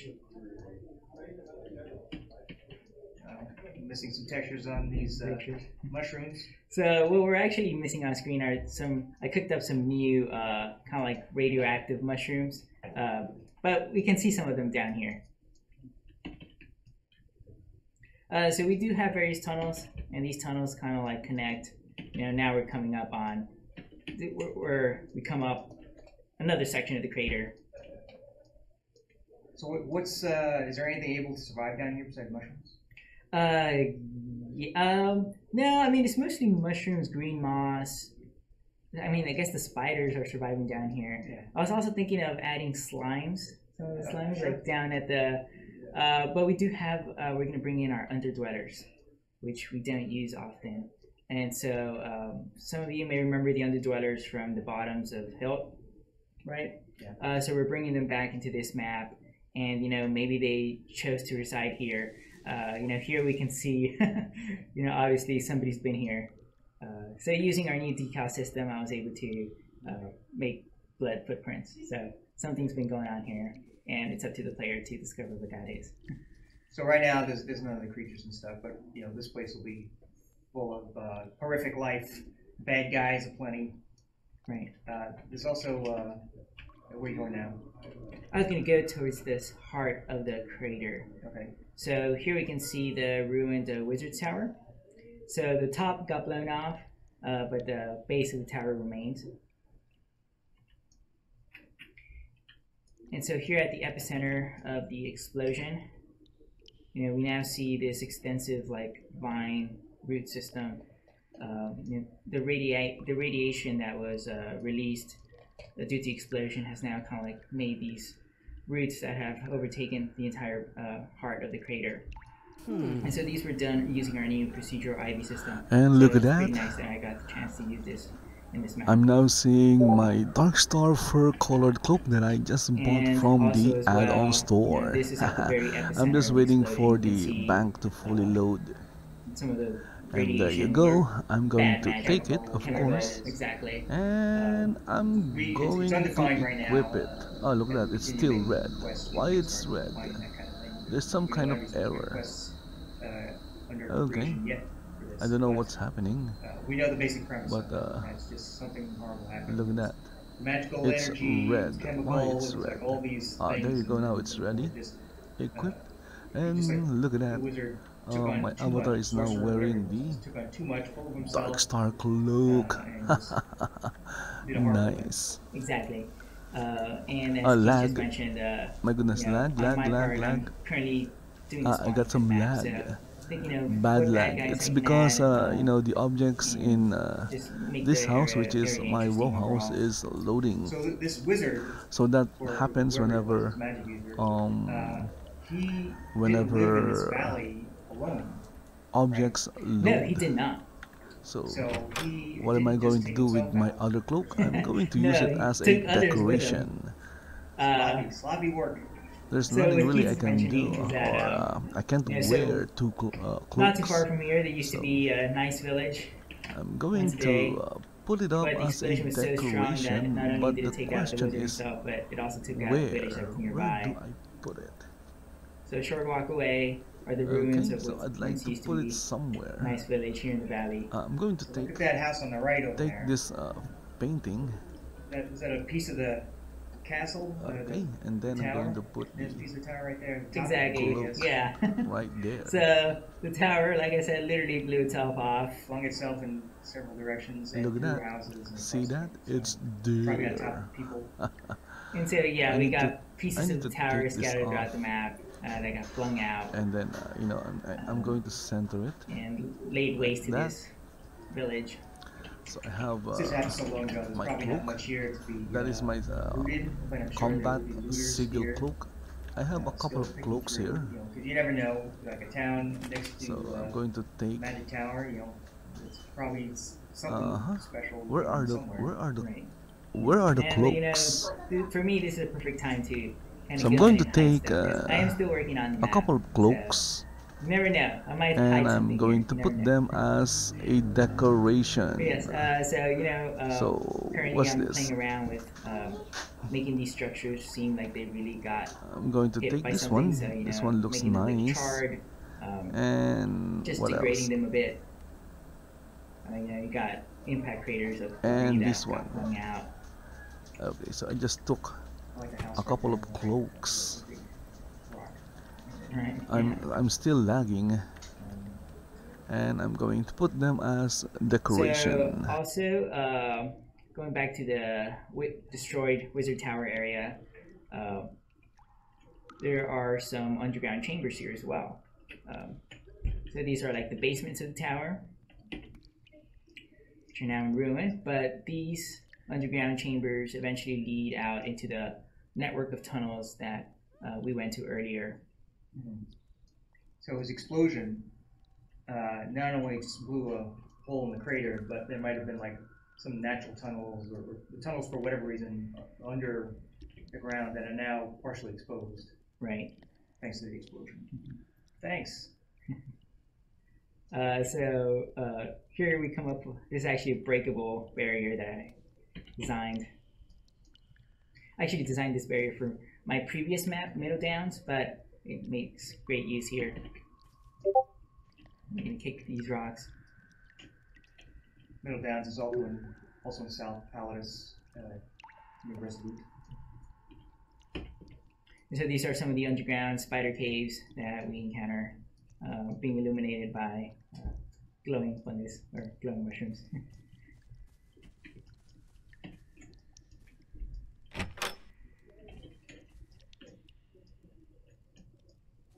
A lot of sticky webs in here, but people don't realize it.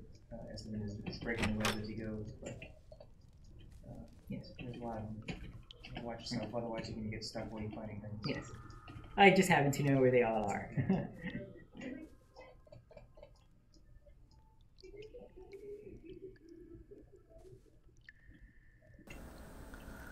And look at that, I just placed like 3 cloaks. Yeah, let's just navigate around the crater for a bit. I turned my cloaks into decorations. So it is an extensive crater.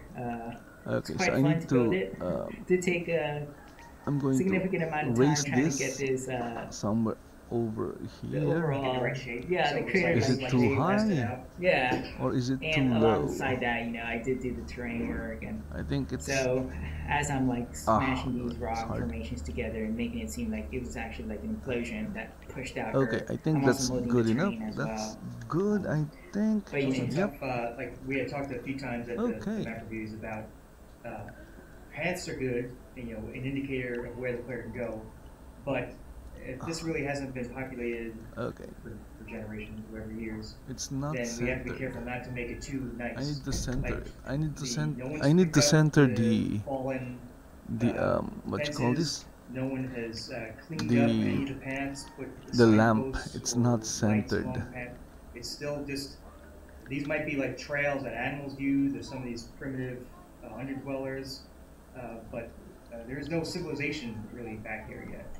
So we have to be careful about that. Right, yes. So yeah, it's still rather inhospitable, you would say. Okay, is it centered? I think it's centered. Okay, so I just got my Dark Star cloak from the add-on store, and I used my old Combat Sigil cloak as a decoration together with a couple of cloaks that I have in my inventory. Okay, so now I'm going back to mining. The remnants of the explosion, bad magic. What tier? How many skulls? What's the challenge? Tier 2 map. That's too complicated. A nice. But first, I need to unload my inventory. 5-minute warning. Is anything you want to show off before we have to go? Going to salvage some slags. Like boss fight? Or yes. Tougher than normal, tougher than the rest of the scene fight? Right. I should say boss fight, but it's like a pseudo boss fight. So the scene is tier 2. Right. Maybe there's a tier 3 guy or tier 4 guy off in one corner. Yes, I mean we did toss around the idea of having an upper level lich in that tower.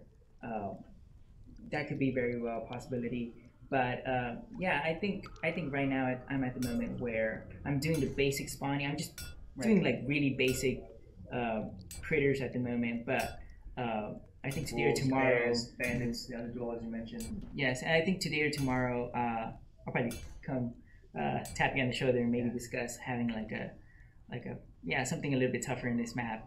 Maybe crafting a story around it as well. Yeah, I even thought we do have a couple of ruined structures over here that we could utilize in a way. Like maybe a faction has taken over one of these structures and kind of held a base there or something. Yep. And we could even do something with like one of the tunnels that we have. Sure. Usually it's a good place to put somebody who's extra tough is a little bit off the beaten path. If you're going along the main route, you're getting the standard experience for that scene, I'll say. Standard might not be the best word, but you know, what we want to have the typical feeling of challenge on the main path. But you go way off the main path, which might be the tower, might be like in one of the village areas, or maybe somewhere way off in the wilderness. There's something a little tougher than normal to keep you on your toes. Right. But yeah, definitely. I would love to do that. Yeah, that's awesome. But yeah, I'm really glad, you know, we're able to have the opportunity to. And look at that, I got myself a cobalt slag sword pattern. Nice. Right. Yes. We didn't always have the official full kickoff meetings that we do have now, and they're a really nice place for everyone to sort of like throw out some ideas, and sometimes, you know, one or more of us comes in with some sort of fully formed premise for the scene or section of the scene, and sometimes we're just like, kind of don't know much about the scene. Here's some basic points. Anyone have ideas? Right. And then we just start spitballing, and something like awesome comes out of it. Yeah, like this idea, like of you know, a cataclysmic event that wasn't necessarily caused by nature, but by, you know, a wizard. Yeah, this was a group effort scene where we had a minimal premise, what we wanted, and then a lot of people kept contributing, and we kept adding and adding. Right. Yeah. Where's our replacements? I believe Highway Outskirts is next. I think that's it.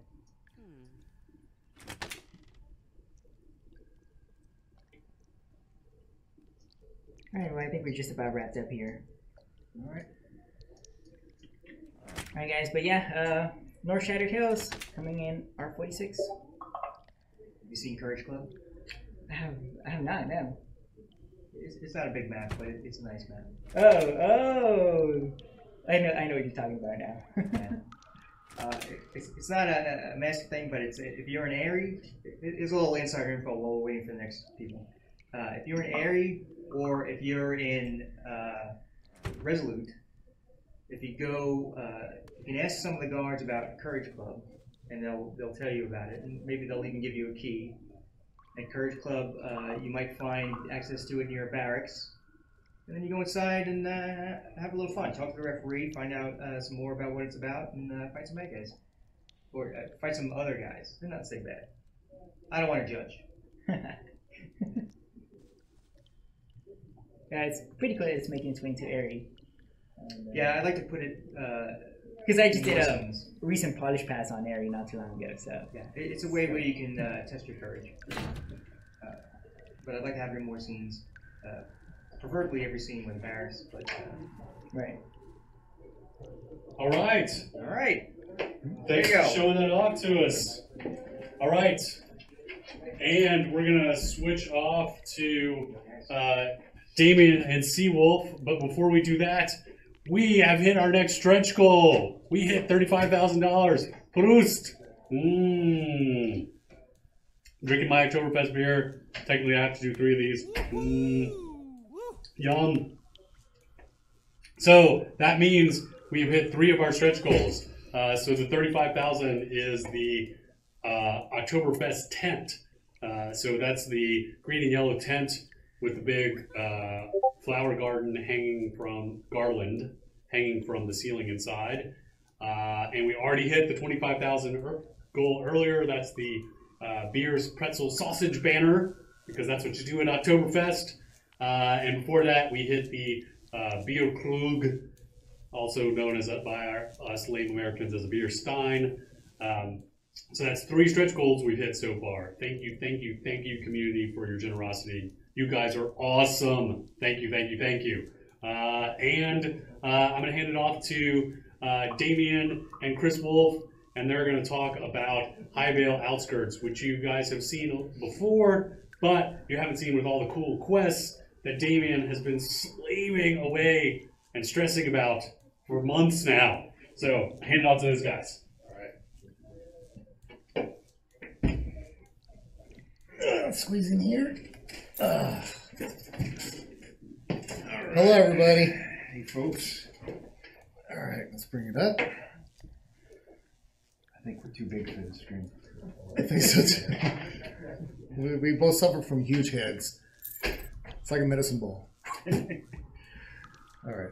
I'll even turn it on. Okay. I haven't seen any of these new quests either, so. Well, I'm I'm hopeful it actually made it in. Does this have this morning's check-ins? Do you know? Yes, it should. Okay. Everything is checked in. As far as I know, anyway. If it's not, then show whatever you got. While you guys are getting set up, I'm told that we either have to do prize innings or sacrifice the developer, and I'd rather not be sacrificed if you don't mind.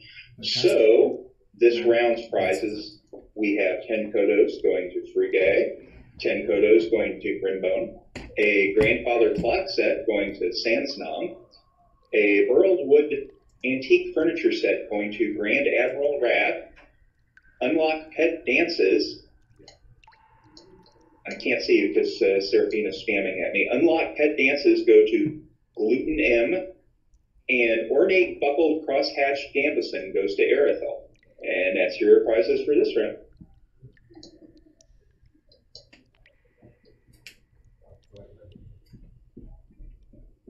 All right, cool. Is it back to us again? I guess so. Yeah. All right. Everything. So yeah, everything's in. We're just waiting for the load up.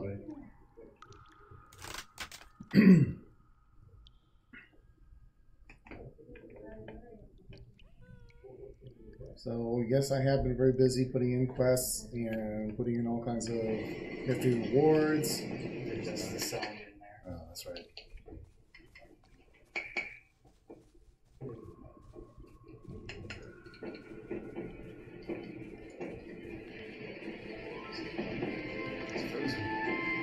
There you go. Alright, so we, again, there we go. Bam. Alright, so like many outskirts, you enter at the very beginning when you get done with Highville and all the elves that were beating on poor humans this time. And you are greeted, of course, from the guard. So let me give my name. Actually, it's Lord Minus, isn't it? Yeah, I could be Ziggy. I will lie to him because we're on Path of Courage, so well, it doesn't matter, right? Right? I think it still matters. Oh yeah, of course it does. Okay, let's see. Let's immediately get to it. Help. Okay, I see Captain Burns up in the monastery. That's where everybody basically retreated when they're trying to get away from the elves that were attacking them. They retreated up to the monastery. So let's just get on with that. And away we go. A couple little changes. I marked the pathway with lights so you can actually see which direction you should be going. We can set game time too if you want. You know, that's actually probably, well, I don't know if that's a good idea because it's something I want to show people when we get up there. Okay. It has to do with the nighttime because it only happens at night, mostly. Right. I'm assuming Order Minus is on God mode. Yeah, of course he is. Yeah, there's more lights. Yes, sir. It seems like our game's kind of gotten darker recently. It does. Okay, now I'm missing one of my lights. Is it this way? Oh, right there it is.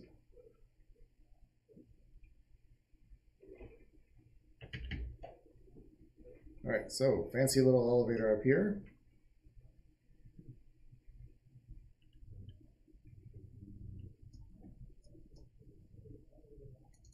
I gotta tell you, this Lord Minus has a very nice fashion sense. The red with the gold. That looks pretty good, don't you think? Yeah. Yeah. I can see myself wearing that on Wednesdays.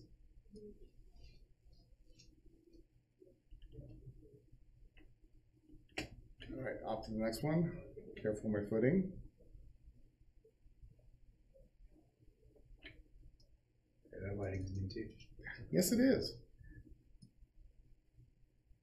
I put that in late last week because as I was testing, it got dark just like it is here tonight, over in this example. And I had no idea where I was going. I kept falling off the bridge. Okay, so here we are inside the monastery. From last time, people probably have seen a little bit of this already. Little added bonus right here. Oh, what's that mysterious blue light? Who knows? So anyway, the captain, Captain Burns, has made this section of the monastery off limits for reasons that he says because it's very dilapidated, people hurt themselves and that kind of thing, so he doesn't want anybody going back there. But as you can see, there's something going on in there. Of course, you can investigate whenever you like. And we'll get to that a little bit later.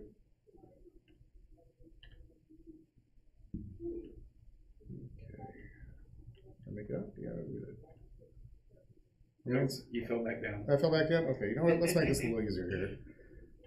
With the magic of cheating.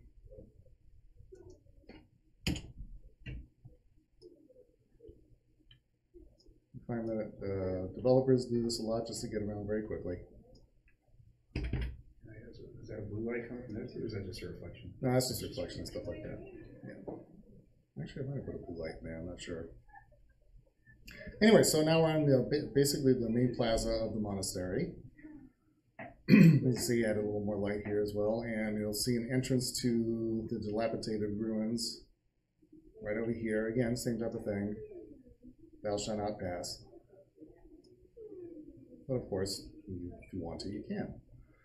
So, we were going to see good old Captain Barnes, or Captain Burns. I don't know why I keep calling him Captain Barnes. And he is in here, hoping he has the latest dialogue.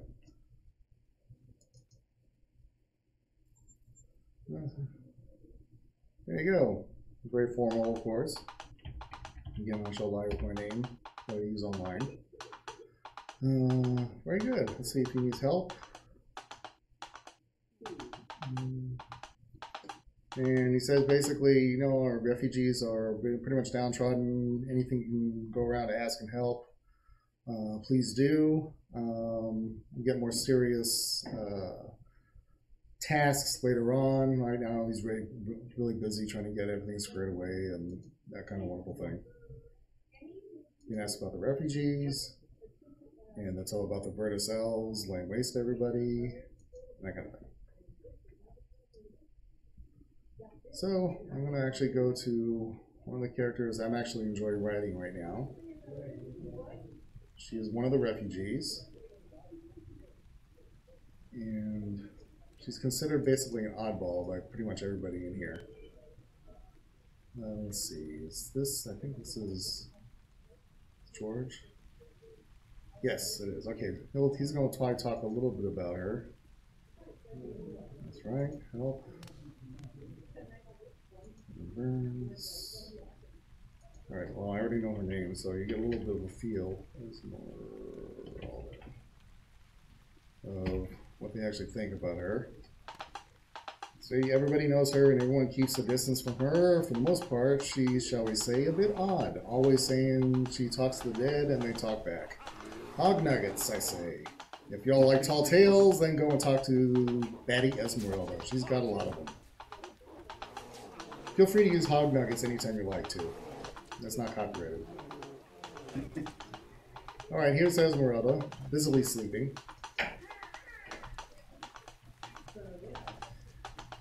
Alright. Wow, it actually came out perfect. Look at that. Alright, so she's very excited to meet anybody who would actually talk to her. You can ask her what her job is, and she likes to say that she talks to undead, and she's a little brash and odd. It's just the way we like it. So anyway, she wants to, since she is old and frail, she wants to have somebody go investigate some odd happenings that's happening up in the steeple. She can't climb ladders or anything like that, so she's very suspicious of what's going on, and she's also angry about the fact that anything she says to Captain Burns, he kind of just blows off. So yeah, whatever, lady, you're pretty much nuts. So her friendly word for him is Captain Blowhard. And she'll tell a little bit of background about her thing with it. And she'll get into a new critter that I actually created for this called a Frostgeist. You may recognize it as being somewhat German. Frostgeist meaning basically ice ghost or frost ghost. She thinks that these things are inhabiting the buildings and wants basically the player to find out what exactly is going on over there. And that's, for some reason, Captain Burns is hiding and doesn't want to talk anything about it. So, anyway, you get that. Steeplechase. There you go, Steeplechase. This is right here. And it talks about going up to the steeple, see exactly what's been going on.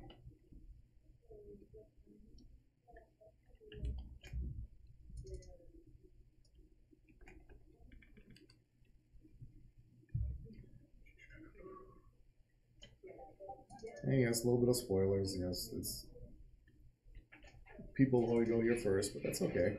Once they figure out that, hey, I don't have to go see her first, figure out what this is. Come on. There we go. That was weird. That was weird. There's a little bit of delay there. Well, the frost guys are being ridiculous. And we come up here and it's like, oh, look at that mysterious looking glass. So we'll see what's going on, but let's do that again. The mystical looking glass doesn't recognize you. That's probably pretty accurate since it's probably never seen you before. Anyway, you can tell that getting close to it gets you rather cold. And yeah, so it's mysterious. You basically discover what's up here, so just weird looking glass. So let's go see what Esmeralda has to say about that. I'm just restarting my game because it's one way of fixing the memory leak. Shroud of the Avatar has a memory leak, and to fix that, you'll need to quit the game and restart again, especially if you moved between scenes. And that is why that is why I'm restarting. We got the frost guy's part. Oh man, okay. We got our first bug. Yay! Alright, so let me do this.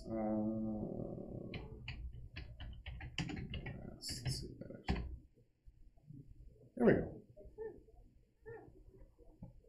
Alright, so she'll get into a little bit about the Servant's Trail, basically explaining the history of what the Frost Guys are and who they serve and why they're here and that kind of thing. I don't want to give too much away, but that's kind of the whole thing there. All right, so she says, "Oh, great! You got you found a looking glass up there. It has something to do with the servant, and the servant is somebody who basically sold their soul, but it's not really a soul. It's basically your body's warmth and that kind of thing, but it's part of your soul, I guess, to this creature in order to get some kind of boon. And it has the frost guys in the area basically keep an eye on this servant, so he basically can perform the task that he's supposed to do in order to keep this boon. All right, so it gives a little background about the Frostgeist and the Geistesser, which is actually the boss. And you can also get a whole story behind it. And obviously she likes to talk about it. All right, so let's move on.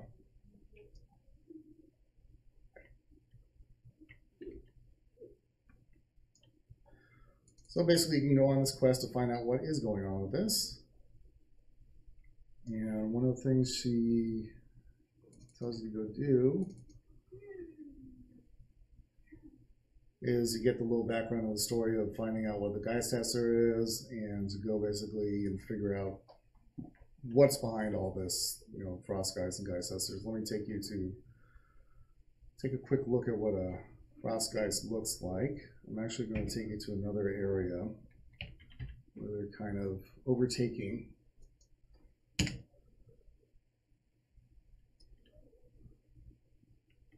You'll see a little bit from the Frost Guys, a little bit of blueness. Yeah, you can see that some of them float around in there and that kind of thing. Actually, let me just go in here since the light's blue. I know he might be in here somewhere. There we go.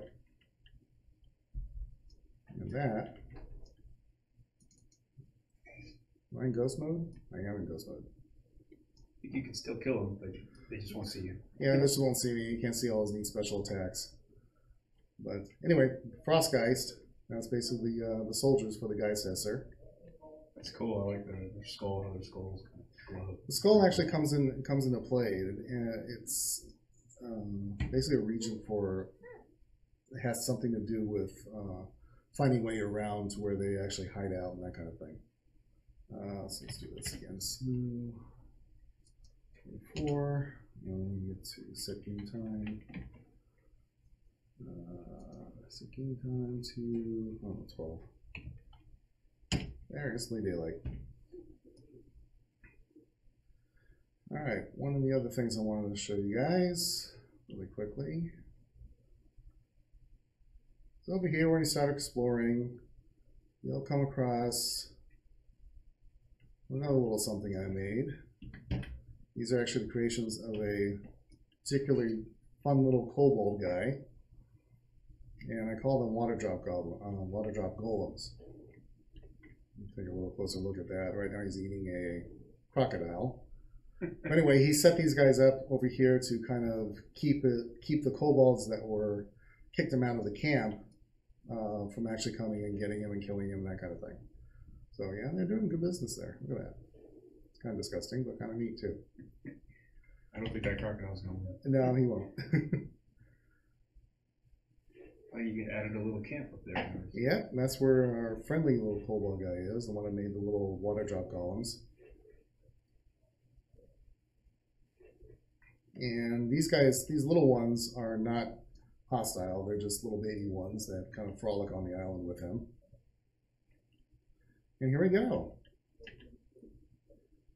This is good old Natch.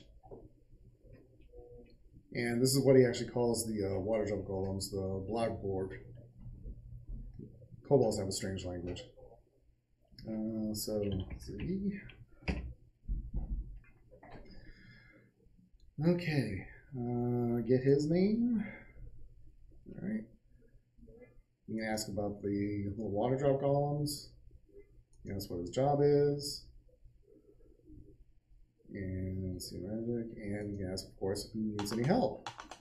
And he seems to have left his, in the haste to get rid of him from his camp, he left his magic book behind. And so he naturally would like to help get it back. He seemed like a good, formidable warrior, so better you than him. Okay. Alright, so I'm going to slow over to an area. This will be the last thing I show, really.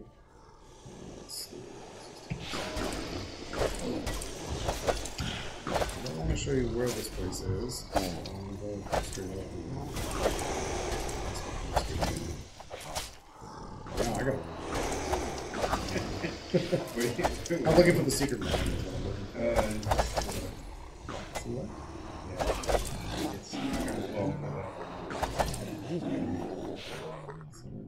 If you follow that trail, yeah, and up to the left. Oh yeah, I remember. Okay. It's a secret. Close your eyes. Yes, don't look. Yeah. Well, maybe people forget by the time you come back here again. Anyway, this is one way to get into the kobold camp. Another way is going head first through the very beginning. Yeah, I'll just go through it anyway.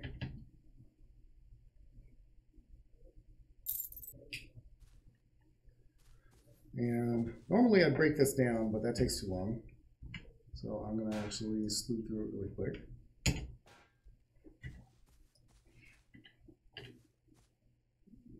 Too far. Too far. Yeah, way too far. Oh my god. I'm going to die. Oh, yeah, there you go. Oh, all right, got it. There you go. Hot nuggets. I think you'll be okay there. There we go. Okay. And we have crystals here you can mine, that kind of thing. Here, let's mine this real fast. Oh, look at that! It's a trap. Oh! You know Rich is going to love that. This is all new. Yeah. Cool. Yep, and so that's basically a crystal guardian, I like to call it, and these are ice spiders. They don't get along. No, they should get along, but they're not getting along, so that's one thing I gotta look into. Alright, let's see, let's go through here. So last things I'll show you guys. Alright, almost there. Now, of course, to go the so-called easy route, there's always a price to pay. So here, the actual area is locked off, and you'll need a little something from good old Natch the Kobold in order to get past this. And one of the boons to this is that once you get past this part, once you get down into the Kobold camp, instead of having to deal with them all by yourself, you get the boon of having the water drop golems come in and spawn in, and they'll help you defeat a lot of the kobolds. So it's not just you against 12 different kobolds in there. So I think that's about all the time we have right now. Yep.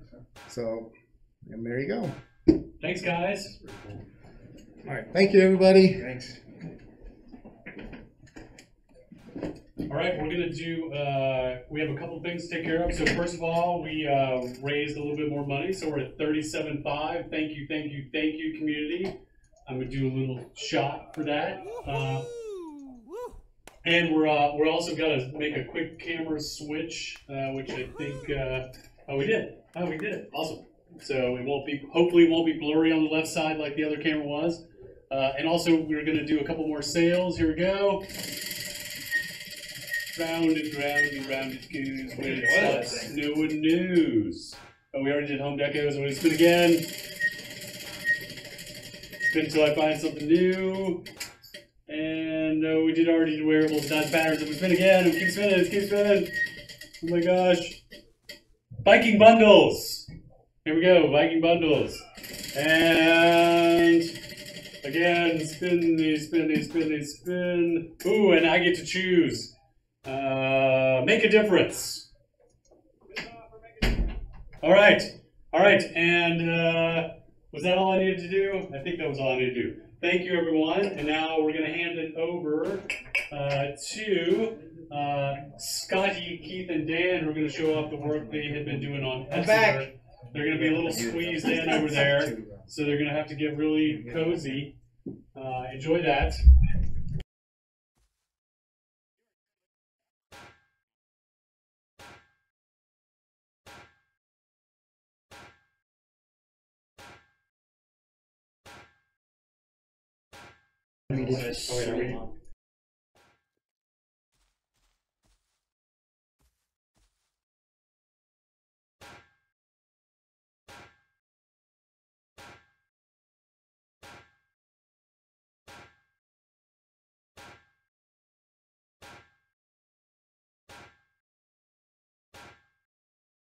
Simple. I keep it simple. Are you all ready to come out this side? Yep.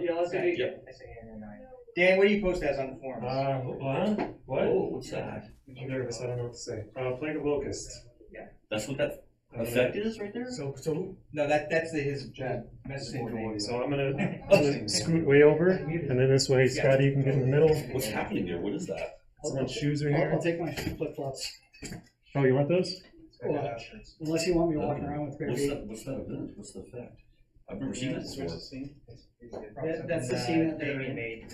It doesn't crazy stuff. You can have the seat. Okay. Come on in, guys. I don't bite. There's not a lot of space for me, so I'll just chime in from the side. Yeah, the camera angle is really tight, so y'all will have to lean in.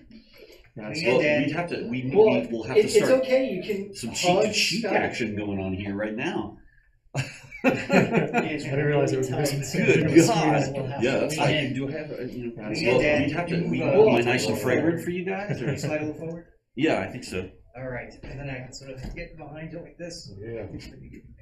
Okay, so what I need to do then is open up what? How do I? Let's go to. What scene are we going to? We're going to Esther, are we not? To kind of go over. All right, so do you can do the commands, console commands, load level. Stop backseat driving. Oh. Hold on. I am literally in the backseat. Tilde. Tilde. Okay, there we go. There you go. Load level, one word. It's an insider information. Yeah, guys, don't spread this around. Don't look. No, you can look at it. Yeah, I don't think you'll all be able to do this, right? But and then Exeter. Exeter. Say that, but the wife finds a way.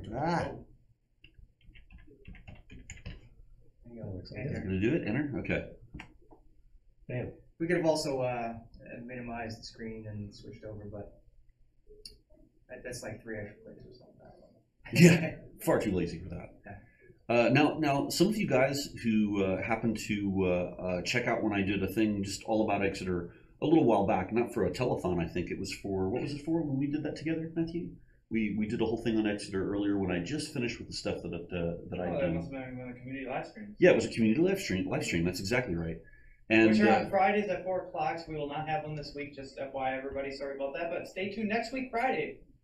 Look where it started us. That's really, really weird. Well, it's probably where somebody left off. They were enjoying the view from the balcony. Wow. Okay, so here we are in Exeter, and what I was able to show off before was really cool. It was after I'd gotten it finished, but before it had gone live. So we didn't get to see it then with everyone's player houses in place, and I'm assuming that's what we're seeing right now. Is that right? Although that doesn't look. So how long have we had the Exeter scene? For the people who don't know anything about Exeter, how long have we had this scene? Oh my God. It's like one of the first. It's one of the first scenes we made. I was going to say, yeah. So it's been pretty much untouched for a long time. But then we needed to do some changes. Why do we need to do changes? Well, changes need to be done because of the fact that it was such an early scene that that it hadn't gotten the kind of level of polish. I mean, early on we were doing our best, but we were cloning lots of scenes and such, and we didn't have the chance to go in and kind of make it match expectations that were had from the book. And what book is that? Well, of course we know it's sort of Midras. Yeah. But it's a prequel book. It was a prequel book that talks about some events that happened.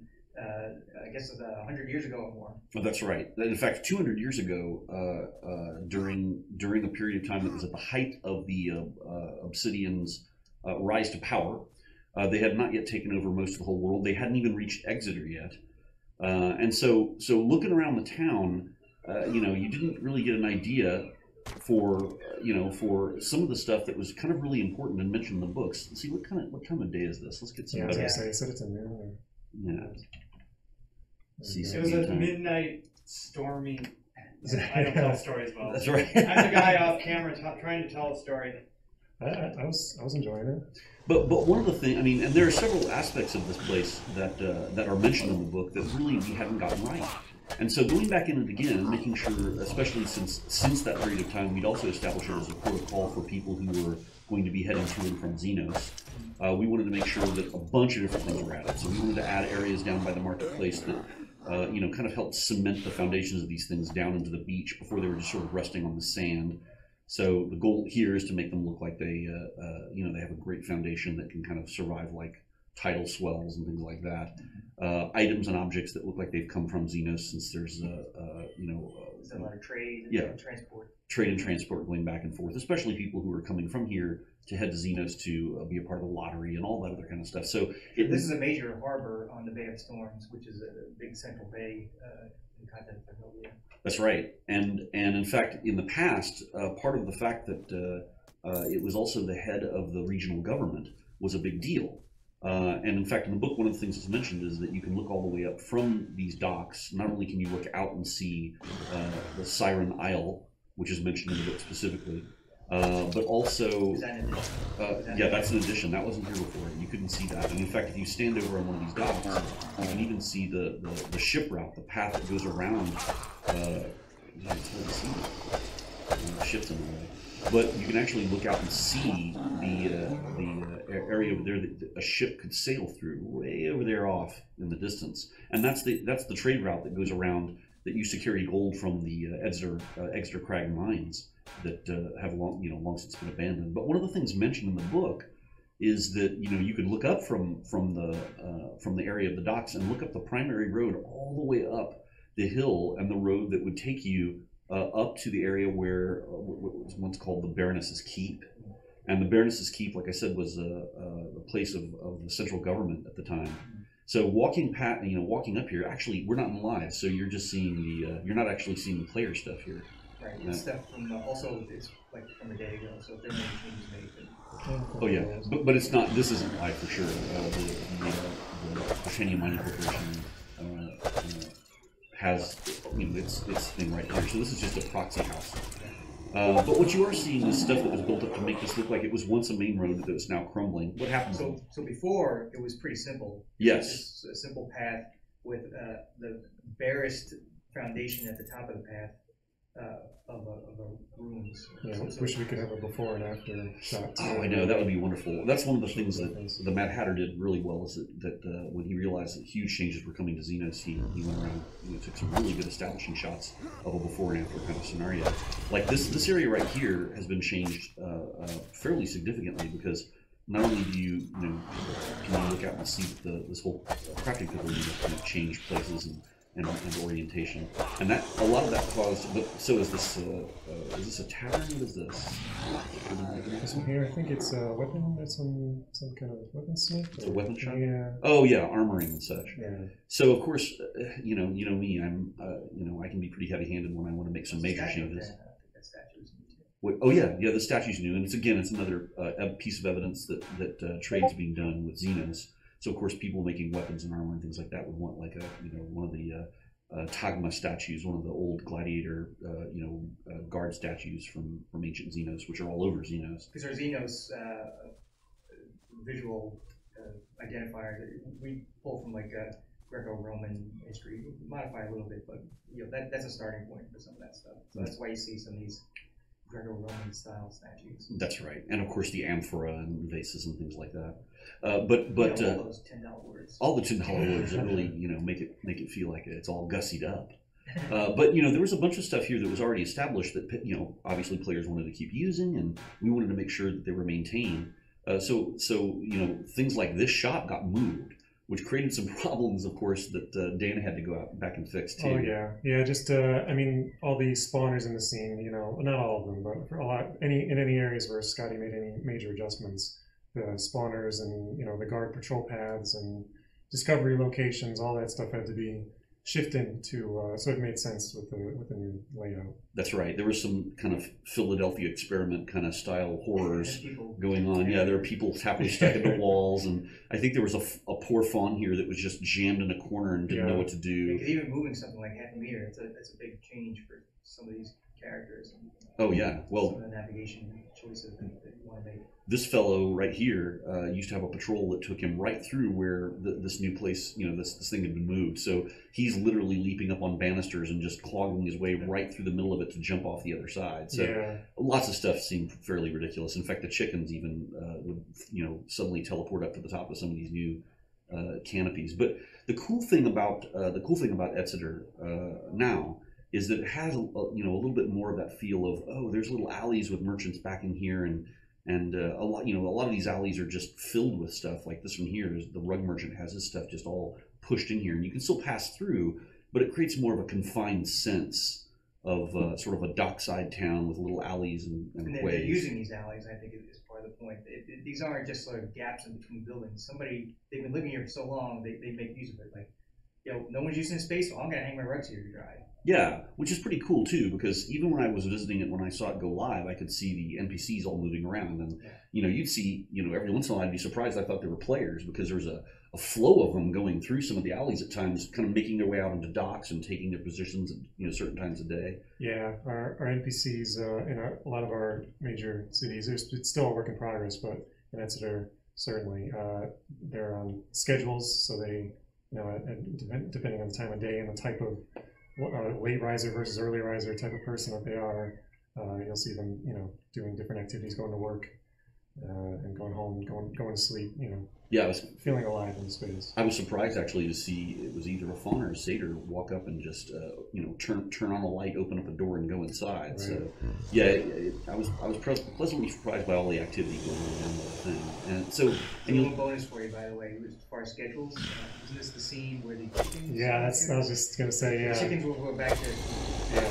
Oh, really? And I made sure that was maintained. Made sure that the new kind of bounds for the market space, that they kind of filled that area out during the daytime, and then at night go back to where we're outside town. Sometimes we're able to put in that 110%, moving into a nonsensical level of detail. Right, but that's good though. I mean, it's fun because they add a lot of life to it. Now, the only area that I really didn't change too much is the sort of the poorer quarter of town over here, which That's where the chickens go. That's where the chickens go. But I really like this section actually. And actually, that's also where the devotional caretakers live inside some of these houses that you're right next to. Oh, really? We have a devotional shrine, and that's there, and that's where they. That's right. That's where they go. They share a house, and they will switch off. One's a day shift, one's a night shift. You're talking about this one, right? Yep. Yeah, this is a pretty cool area too. I mean, pulling out from it, especially walking by it like at dusk or at night, the candles in this area kind of really kind of play nicely with the surrounding environment, and of course the old city wall here that went along, not city wall, but the road, the wall went along the road. It's mentioned in the book that there's these walls happen to be all over the town, but. I just had to extend some of the candles out to that too, and that's just a handy place. Yeah. You know? It's a neat little area people can go through. Oh, 4 minutes. Thank you. So let's break over to the castle then. Yeah, so that's one of the cool areas that I was most happy with. It's one of the additions that's talked about the most in the book, and that is the area where Amanda once lived. If you recall, she was the sister to Sienna, who had been experimented upon by the Obsidians. And the idea was, for this town specifically, was that what ended up happening is that the main road that leading up from town down, or I should say uphill toward the old keep, which you can now see is in ruins. The baronial keep was destroyed when the Obsidians later on, after the Council of Might came in and essentially punished them for holding the council that eventually caused Aaron Venice to sort of go against the Obsidians. And there was a huge defeat of General Karpasic at Opalis. So this little quarter right here, this is ancient and untouched for like a couple hundred years perhaps. Yes. The castle and also these small buildings. Right, yeah, these are outlying areas, and that includes this, which is also sort of crumbling ruins. Yeah, it's getting dark. It's much darker here. Let's see. What would be a good time? Would it be 6? Try it 6. Try 6 in the evening? Let's see. Ooh, no, a little much. Maybe that 10 o'clock. There we go. That's now better. Yeah. So even this area right here, which was not barracks. What is it called? Where you're thrown in sort of a gaol, sort of a prison in a way, which was set across the street from and then slightly downhill from the baronial keep. That's of course in ruins too, and it's a little bit dangerous. You can actually fall through things in there. And, you can go in these buildings and go up and down the stairs and check out things. But the coolest part about this whole area is that, those of you who've read the book know that Amanda lived up here too, and she'd been experimented by the Obsidians and had become essentially damaged by them. They tried to turn her into an elf, and though her features sort of looked like that, her legs became lame. She couldn't walk anymore easily, and she dreamed about the day that her sister would return, Sienna. But that was a couple hundred years ago. I'm sure she's long gone by now. She is, and her house is in ruins. There's really nothing left of it. But here's one of the cool things that was added. Hard to see. It's very hard to see. You see a ghostly figure floating over and near us. That figure it's very difficult to tell who it is. Like most of the ghosts in our game, players can talk to that ghost if they want to. Yeah, and that's the cool part. You can see what Amanda saw through this window as described in the book, waiting for her sister. And now, if you approach the ghost itself, you can speak to the ghost. And she will say, "Oh, you startled me. You weren't who I was expecting. I must have misremembered my dates. Could you help me sort through my confusion? And if you try to help," we're about to get kicked out. She will describe that her sister Sienna should have been returning home soon. I have become confused about exactly when that shall be. I ask of you this favor. Please find the harbor master and ask him to confirm when my sister will arrive at port. I want to do as much as I can to make our home feel ever so festive to celebrate her arrival. Now the question as to what happened to Sienna, who knows? But one thing that's for certain, you can speak to the harbor master on the spirit's behalf. What did you all plan with that? I haven't gotten as far as to talk to the harbor master yet. It's a simple quest. It's not so elaborate that even really you would call it a quest. But you can talk to the harbor master and he'll give you some backstory and then it's a short, only a few steps in this activity. But it's more to support the backstory of the game and then the characters from the prequel novel than than to have any sort of a grand adventure. So some of the quests are more supportive, and the others are really driving into like a challenging situation or work your brain with a complex puzzle. In this case, it's a hats off to the ancient history of this place, which had not really been alluded to very much in the earlier rendition of Exeter. Yeah. So, but now that we have had a chance to rebuild it, and you guys went through the trouble to kind of really hook it into both the current themes that I built into it, and then fix the problems that I created by, changing landscape and a variety of other things. Allowing that kind of stuff to happen really has really shed an excellent light on Exeter, which for so long had kind of gone fallow. Because a lot of time hadn't been able to be spent in it. So again, thank you both for that kind of support and the effort to make that thing come to life. The players don't realize how some of this works. Scotty was the one who did the world building. Then Dan came in later, fixed how some of the NPCs or all the characters walk around and reposition them where they should be in the day or the night. He also set up the ghost in that house, and then I came in afterwards and I gave the ghost a mini quest to support the backstory of it all. So one thing I'm going to show you guys real quick, because it was requested, and we've come right at the very end of our time at this point. Yeah, we're about to get kicked out of this room. Dragged out, screaming. No, actually, let's get out of here real quick. I'm going to open up one outdoor scene, and I'm going to show you something that I finished just recently. See if it'll let us do it. So you guys know. This is synced for today, by the way. If you just did it. I synced it up recently so that we can look at it. You synced it up here? Yeah, I synced it up in here. Esteban had some stuff so he could show it today to you. Okay. So the thing that I want to show you guys real quick, many of you all knew that we had for the last telethon, I believe, that we were going to be creating a moon dial, a new moon dial, and that was for Lord British specifically. He had yet to have one honor him, even though the Darkstar moon dial. Yeah, here on the file, open scene. So here we go. Here's the last thing that I'll show you guys real quick, which is just the preview of the new moon dial, which has just come out. I'm not even sure if it's live yet. I know there are a few other things that will be tested, but for the most part, from what I can tell, it actually works. Everything works about it like it should. So this is the Lord British moon dial, both a silver version, which is the sort of the official version of it, and then a gold version, which will be available later. So we'll jump in there real quick. You all can check it out. I'll zoom in on it, and you can see all the little elements that have been incorporated into it. Of course, it follows the style of all the rest of the moon dials. You are off script, Scotty. Off-roading. You're a loose cannon. Well, this was requested. Yeah, this was requested, I promise. But here we go. So that stuff. This is your test scene. This is my test scene. More insider secrets. Oh, that's right. Yeah, everything that I've touched and made is scattered throughout this scene, making it probably have a hideous frame rate. But if you could check it out, here you go. Is that the moon dial right in front of us? Those moon dials are right in front of us. All of these moon dials in a row. One after the other. The huge one. Yeah, there's a desk size ornate moon dial. Those come in different sizes. There's a huge one for the large lots as well. The craftable moon dial. Here we have the Darkstar moon dial, both in its silver and gold versions. And then last but not least, both a mix of magical and mechanical, we have the Lord British moon dial, which, unlike the Darkstar moon dial, which is just full of chaos and craziness, the Lord British moon dial represents order.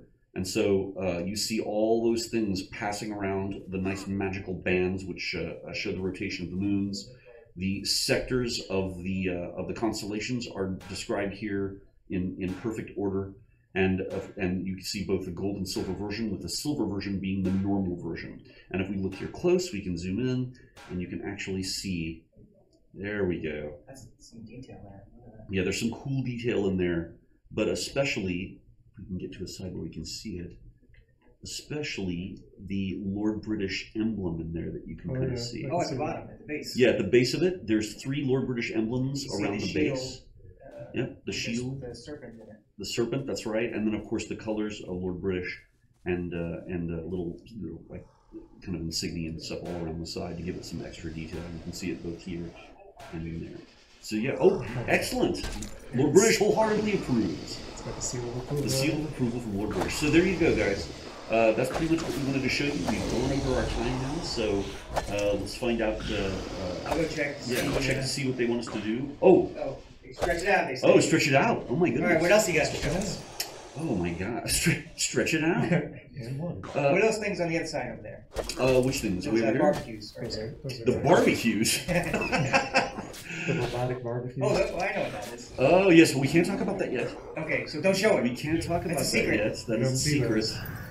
They were like, well, we can stretch it out. Okay. No, yet they weren't ready yet. No, that is a secret. That will appear. That will appear at some point in time. Some of you all may have seen it already if you've gotten that far, but there is no indication as to what it does yet. But that is the strange podium at the confluence. Like devotional shrines on the left. Oh yeah, every devotional shrine is in there. Bowl, right, a bunch of crystals.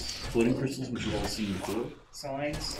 Podium. Oh, actually, I can show you that because one of the things that I just got finished were the wonderful prison signs Oh, I of didn't all see those. different kinds. Yeah, for the holiday prison theme. So we have all the different signs now that have been made with their little burglar behind bars back there that you can see. He's fun. Yeah, so soon all these get to be added too for those that are going to be enjoying the prison theme during the holidays, which sounds really horrifying to me. I don't know. I'm not sure if I like that idea. There we go. All right, I think our time is done. Perfect. Folks, Thank you, gentlemen. Excellent to talk to you guys. Bye, everybody. Good night, everyone. Pass the torch. Okay, we're going to mute the microphone for a little bit so we can change the orientation. So don't panic if you don't have any sound.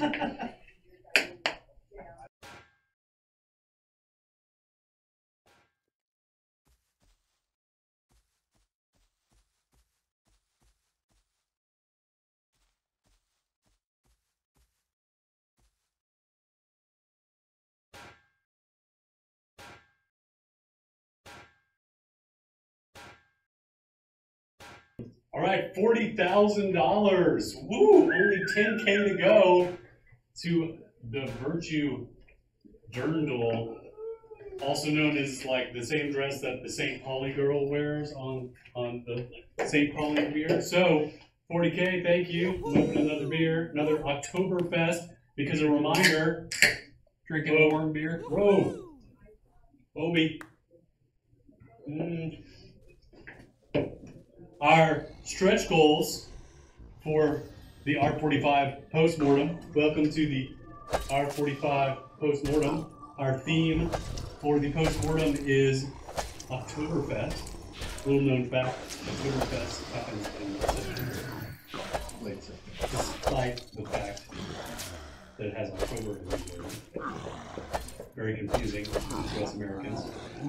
But it's happening on the 16th of October this year in Munich. And Munich happens to be where our new partners, Radeon Games, is located. And we're very excited by that.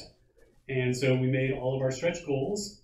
And what's a stretch goal, you ask? Stretch goal is something that everyone who spends $5 or more today in our store, purchasing something from the add-on store, buying a bundle, something in the Make a Difference, whatever it is, you make a purchase today. And that started at noon today all the way till midnight tonight. So not just during the window of the stream. You will be eligible for any stretch goals we achieve today, and we've already hit 3 of them. The Virtue Beer Krug, also known as a beer stein. The Virtue Oktoberfest banner, which has a beer, pretzel, and sausage on it. The Virtue Oktoberfest tent, that's got a big garland deco hanging from the ceiling. And we're only 10,000 away from the Virtue Dirndl, which is the traditional female Bavarian outfit that you see the servers wearing when you go to Oktoberfest. All right, and speaking of Oktoberfest, Relics by Rild is doing a 25% discount on your order through September 11th if you use the code Munich Rocks. And they're also giving away a beer stein, a Dark Star and LB beer stein. Probably can't see the picture, it's too far away, but imagine you can see it. And speaking of giving away stuff, we should give away some prizes. It's been a while. Prize names. Oh, well, never mind then. Do we need to spin? We need to spin. We should do some spinnings. Oh, they say spin. Spins. Spin something new, though. It's getting harder. I know, it's getting hard. Yeah, it's a dark Starr. Oh, I That get to makes pick. it easy. So that'll make it easy. I'm going to pick Obsidian Bundle. Obsidian Bundle! All right, spin again. It's Dark Starr. Oh, That and makes it it easy easy. again. Well, this makes it so easy. I'm gonna. What haven't we sold yet? Pets and Music. Have we sold Pets and Music yet? No, I don't think we have done Pets and Music. All right, then Pets and Music it is. I think we're gonna have to start doubling up here. All right. Okay, moving on. Now we're on to questions. All right, here we go. Oh, so we were last question we had was about pugilism, where they said it was awesome. Oh wait, no, they said it wasn't viable. But Redfish asked if there are fist weapons, how about letting them be set on fire with the ignite weapon spell, hurting people with fire damage? Isn't that flame fist spell? Isn't that basically the flame fist spell? This is kind of a long time thing. This is kind of every time you punch while you're doing pugilism. That probably is not working because we've not set up VFX on your fist. Although obviously we have flame fist spell, so we do have VFX on your fist. But you would have to have a weapon equipped in your fist. Oh, I will. I'll mix in here as we go along. As I promised people, I went and pulled some stats. I want to know like various, like how many people have fallen to their death. I went and got some, and on the, since we're talking about pugilism right now, the people who threw the most punches this last release were Dmitry Donskoy, Gustach, Mech Stomp, Swamperot, Barrett Shadowborn, and Omen Crow.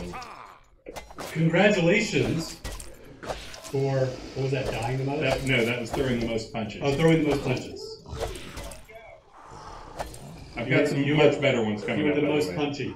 Oh, by the Most way, punchy. that Pets and Music sale that just went on, these sales that we're putting on, that everything that goes on this sale is approximately 20% off.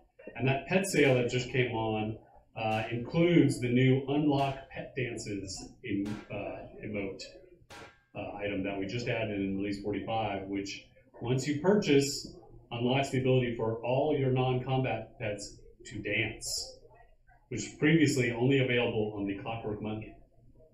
So, enjoy. All right. Couldn't bucklers technically be used as fist weapons? Yeah. Where are you reading this from? I'm reading from here. Oh, that is okay. It had my thing hadn't updated over here. Yes, they could. I could add that as a. I do plan on adding fist weapons of some sort, possibly for R46. I just looked at how difficult it would be, so maybe I can start setting some of these things up as a fist weapon or something that gives a bonus to punching damage. All right. And when can we have more shield skills like shield punch and shield bind and things like spike shields that add damage to shield bash? Yeah, we got a big shield band here. Yeah. So I have on my, as I mentioned, R46, I am going to be trying to do a lot of balancing. And when I'm doing the balancing, I generally don't add things unless it just feels like one school is inadequate. Moon is still that school right now, in my opinion. But anyways, I probably won't add many new skills because I will be balancing the existing skills this release. So not this release, but yes, in the future, we do plan on continuing to expand all schools. How about some sort of kick attack? Giving them an inch and take a kick attack? And then we could use it to kick Gus balls. I have not thought about a kick attack. When you start getting into that the pugilism was just one that was kind of fun and easy because we already have the punch attack in there. As soon as we get a kick in there, then we now have to go and add kick animations for everything. and deal with all the problems that it causes with, like, I'm holding a polearm and I kick and my leg goes through my polearm. So probably not in the near future, but yes, I know there's some people who want to relive their days as playing a monk in other games. All right, let's see, Vladimir Begamo talks about death summons, basically says that to be done every couple of minutes, and they don't do damage. Basically, the elementals are better. That is true right now. Elementals are better. I think that's one of those things that we have a system in place, but the current system doesn't really scale well on one side, but it does on the other side. So at low level, I think it is fairly balanced, but the higher level you get, the less balanced it becomes. As I mentioned, this release, I will be doing some skill balancing, and that is one of the things I already recognized and will be trying to address. Not sure what the solution is just yet, though. All right, let's see. Vladimir, also from Vladimir, it'd be great if we could remotely search our orders in the same way we can search our vendor inventory to view the bank. Oh, so that was that source of that question earlier. So apparently, we learn something new every day. So apparently, you can search your vendor inventory from the bank. So there's some of these things that we just don't know because we cheat. This is kind of one of those things, so we don't have to worry about this stuff, like buying stuff off vendors. I don't need to do that. Selling stuff on vendors, I can't do that. Because then people will be wondering why I can't sell this stuff. Okay, so can you add a filter for vendor items when viewing? So Viper Poison asks, can you add a filter for vendor items when viewing via the bank?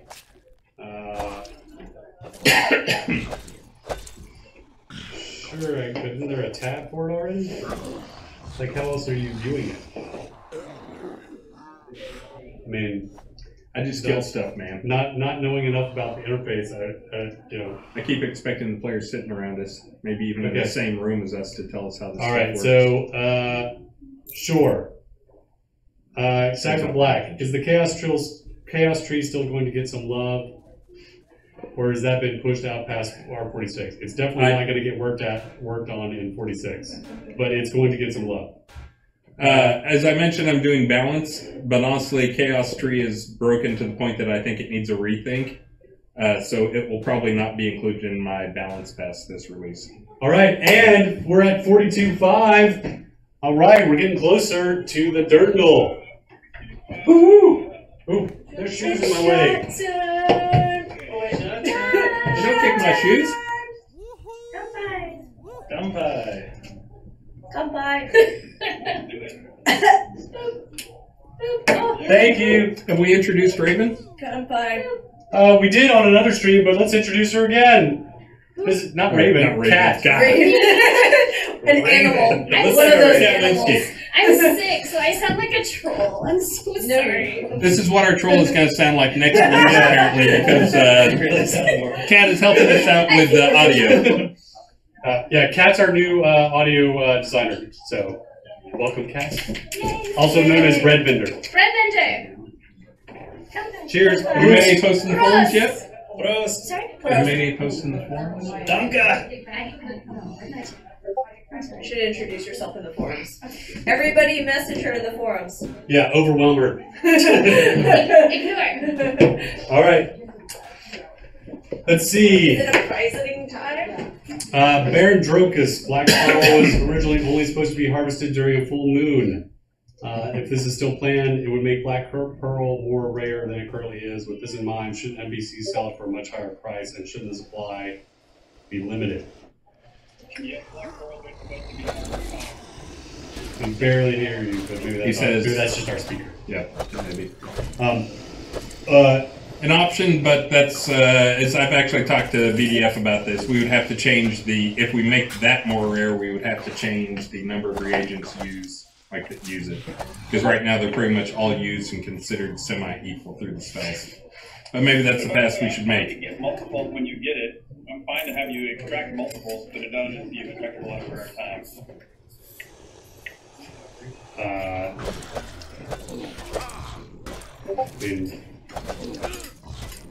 Yeah, sure. Amazing. can we get a little help with where all the recipes are now that they're divided up among all the merchants across the world? Called exploring. Part of the game.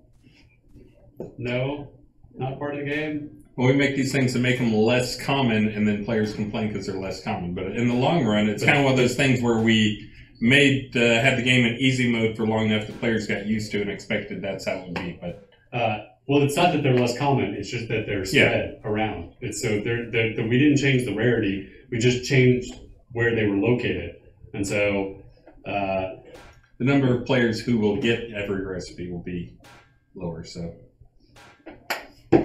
Yes, it is more annoying to get them, but in the long run, that is kind of what we want. Is we want not everybody to just go to one vendor. Let me buy my 400 recipes. Now I know every recipe that can be sold in the game. We kind of want to make them a little more scarce. Brown Coat Jason, are supply bundles regional? If not, should they be to help with locating things like recipes and patterns with the regional theme? They are not currently, but eventually they will. When will we see loot that actually has value, like crafted items that have been destroyed, sold to vendors?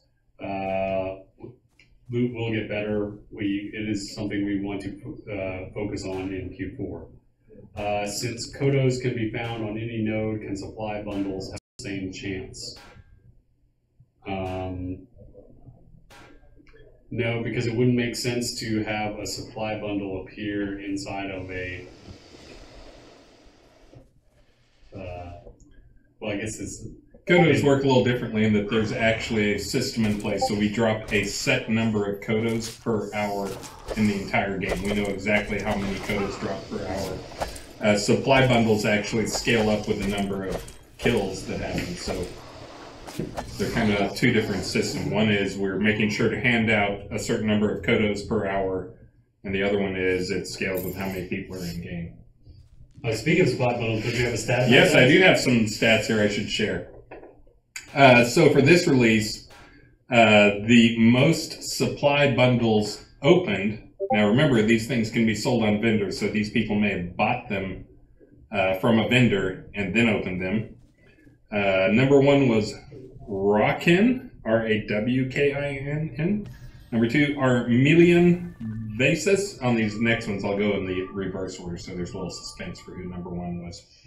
Number three was Mazik Ibn Hin. Number three was Reina Ina. And number four was Athena Baroon. Butchered all of them. That's usually great. I think I said Athena right. That's about it. Okay. Armand Vasaz. When will we get a way to protect? Oh, that's one of the people I just called out. They're number two on the bundles. No. Are they asking about bundles? No. Sort of. Not really. When will we get a way to protect gear in our bags from being sold to vendors and or from being salvaged? On the list. On the list. No ETA. Yeah, that was another one that came in through DragonCon too. I think I might have had an extra gear in for it. Please don't do that. That'll be the fifth time you've put that gear in there. Okay. Let me do it this time, Richard. I'll put it in for you. I'll just have to mark it a duplicate for the fifth time. Sixth time this time. I get paid by the bug I enter. Cage Storm. Any chance I could get a pet who would double up as a bag for people to drop money into? Maybe a monkey holding a busker's hat. Yeah, alright. We've talked about having like well, so first of all, we need the tech. Well, really, this is. I mean, ignore these specs, what it looks like. We need the tech of having the put money in but can't take, put things in but can't take out container. The donate container, which we don't have yet. So first we need that, then we can worry about what it looks like. So yes, we really, really want that. We just haven't got to it. Dr. Face. Is alcohol brewing still on the table? Yes. Let's see. Trevor. Plate armor is limited in visual options. Any plans on for more options in the near future? There's actually 8 or 9 different visuals for plate armor. So if you include clockwork, so But yes, I mean, we plan to continually add more visual options, but it does actually have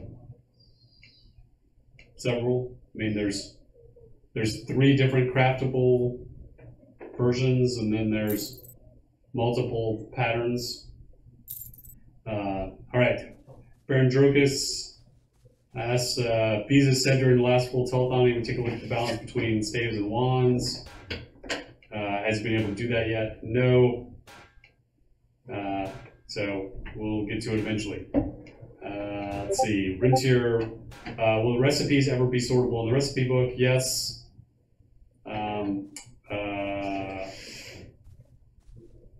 Alien, is it possible that tailors will be allowed to craft NPC clothing and armor? They already can craft some, just not all of them. I mean, we have to, some of the ones that you see on the NPCs just aren't high enough res, or they're models we bought off the Unity Asset Store, and so they can't be worn by players. So just not everything that you see NPCs wearing weren't ever built to be wearable by players. So to make them a player wearable would basically be rebuilding them from scratch. So so any wearable that you see in the game that's a player wearable, or that an NPC is wearing, you know, anything that is a player wearable that is also on an NPC, we built. Anything that you see on an NPC that is not a player wearable, you can assume was an NPC that we bought off the asset store. Otherwise, we would have already made it into a player wearable. So, I just want to make an observation. Quite frequently it comes up that people say that Starr and I are like husband and wife, sometimes because we argue about stuff. I just want to say that in this situation, I think Starr is the wife, or at least my wife, because he keeps moving towards the middle of the bed and pushing me out of the picture. See, his head was aligned with the side of the thing. He keeps moving further and further, and taking more and more of the bed. There we go. There we go. All right. Let's see. That Sean guy, will Decay come to craft by the end of the year? Again, the main thing we have to figure out and we have to identify is what the event is that will trigger decay. What is considered a negative event for crafting? Maybe it's like a critical fail or something, but I hate discouraging players from trying tough stuff. So if you have ideas on what it should be, if we can't come up with anything, then at some point we'll probably move it to be a limited level of decay that just gets applied on log in or log out. Speaking of decay on crafting, that reminds me. For this release, the important stat I pulled was the person who made the most soup in game, so we can declare them the soup Nazi for this release. Going from number 5 to number 1. Number 5, Baitor. Number 4, Falcon Rainfeather. Number 3, Zilachi Dearborn. Number 2, Sophie. And the number 1 soup Nazi, person who made the most soup this release, Jonah Hayes. Congratulations, Jonah. I think they made more than 600 bowls of soup. Wow. Yeah. I wonder why. I know. That's a lot of soup. I think it's spider soup is the... Feeding their friends. Yeah. All right, that Sean guy also asked, what about the API for vendors?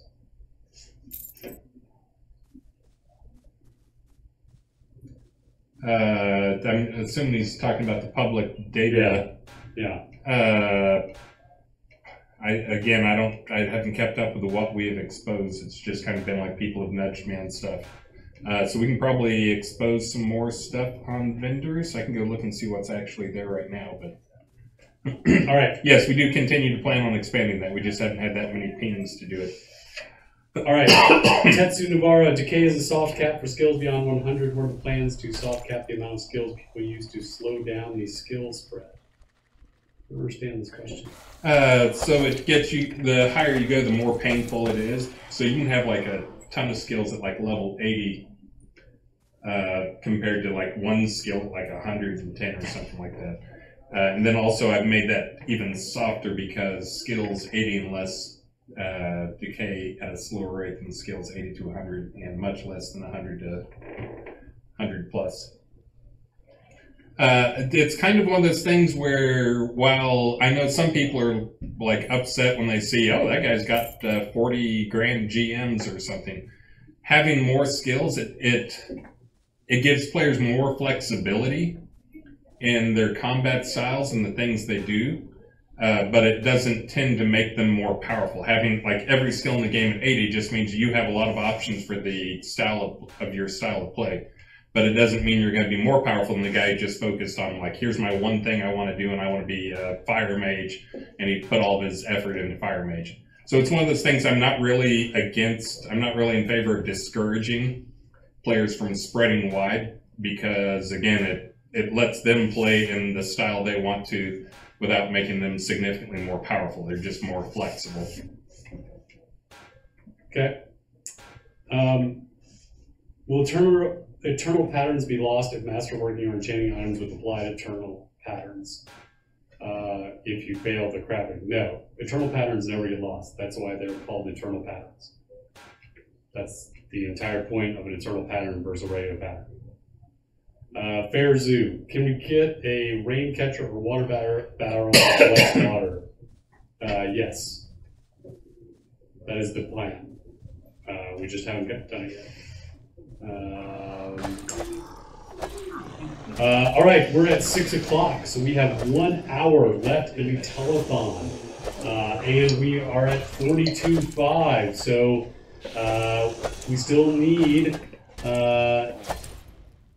almost 8 grand to get to the Virtue Dirndl. So this, the St. Pauli girl I need dress. me one. I need me one. So if you want the traditional Bavarian female outfit, what you see the beer maidens carrying the big beer mugs during Oktoberfest. We only have an hour left to get there, so and we have lots of sales going on at the store. Speaking of that, we should do another spin. And you know what else, Richard? Well, maybe we should put our follicular reliquaries on sale. Absolutely, let's do that. Beyond the 20%. Yes, I think that's a great idea, and Kinga is very excited about it here too, as you can see. Well, maybe you can't see, but I can see. Well, we couldn't see, but now we can. Your camera was off for a while there. All right, here we go.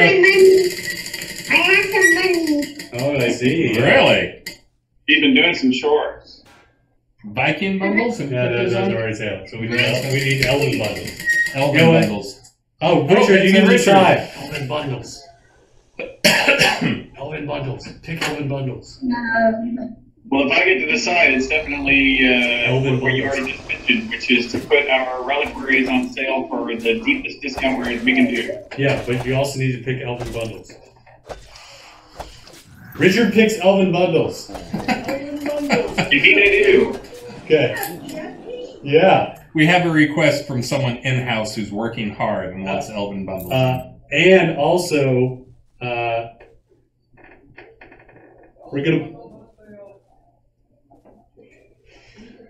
we're also going to put the Movember charity items on a deeper discount than 20%. Those are going to go. We're going to put those on a 50% discount. 50? Yeah, the Movember. So the Movember items. That's the. Those are the 3 items in the Movember Make a Difference thing are going on a 50% discount. Woohoo! So that's the Lord British Follicular Reliquary, the Dark Star Follicular Reliquary, and the Lord British Cloth Mat Prototype.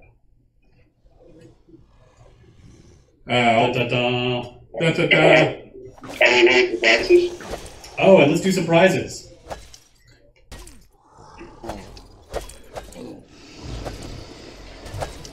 Do some prizes, and then I'll tell people what person was killed by stags more than any other person in the game. Okay, well, I can't wait for that, but in the meantime, we have 10 Kodos going to Crafty Method, 10 Kodos going to Kill a Shandor Reed, Viking Guard Armor going to No Game, Ornate Brass Number Set going to Redfish, a complete set of clocks, all grandfathers, walls, and the mantle clock, goes to Hosky, and an Elven Village Inn goes to Eric Rule. Congrats, congrats, congrats. All right. And so who was killed by the most stags? Chickens still have not reported a kill this month. Do chickens even attack? I don't think chickens attack. Does anybody know? I think that's a great... I always search. That's a great name of a show, though, When Chickens Attack. Chicken Attack? So stags did record more than 100 kills this month. Number 3 was on the kill list was Spooky Skelly. Number 2 was Stemplin O'Reilly. The number 1 person killed by stags more than anyone else was Cujo Dirte. Congratulations on being killed by stags. And our amazing QA department has confirmed that chickens have no attack. Okay, chickens will not be reporting a kill. Yeah, so they cannot kill you because they have no attack. Unlike rabbits, or a particular rabbit who is dead. Not all rabbits, just one. All right. Okay, so Roxanne does not put on the red light. Cool, can do that for my next one. Some of us use bags or other containers within inventory for organization. Is it possible to make an item, when you unequip it, go back to the bag it came from rather than go to general inventory? So this is one we've actually talked about recently, even though I've made it clear I hate bag mode.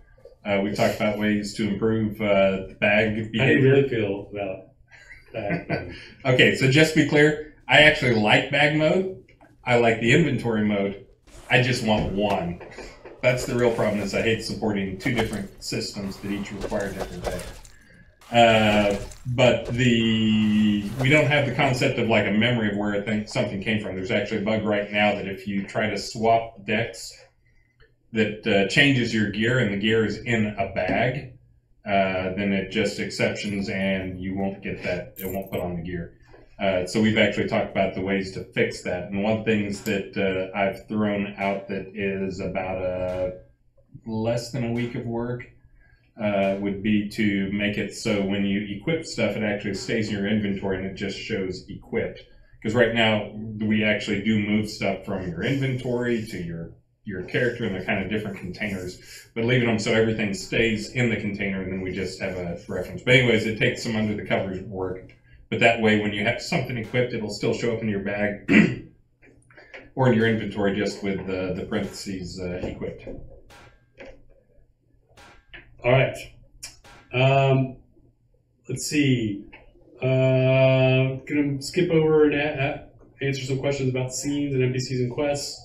Skyo asks, will there be any more high-level difficulty zones added or additional pockets of high-level mobs added before the end of episode 1? Please, please. Yes, so as we go through and rebuild scenes, we make an effort, even if it's a low-level scene, to add a little pocket of higher-level creatures. Right now, we're not necessarily planning on adding any additional scenes beyond the ones that are already on the map. We're really focused on rebuilding / uncloning existing scenes. But if those scenes happen to be like tier 5, we'll definitely have some higher level encounters in them for sure. Dr. Bates. Are you just using swashbuckler as a general term for pirate? Seems they carry different types of weapons. Swashbuckler is just a name for a particular humanoid enemy.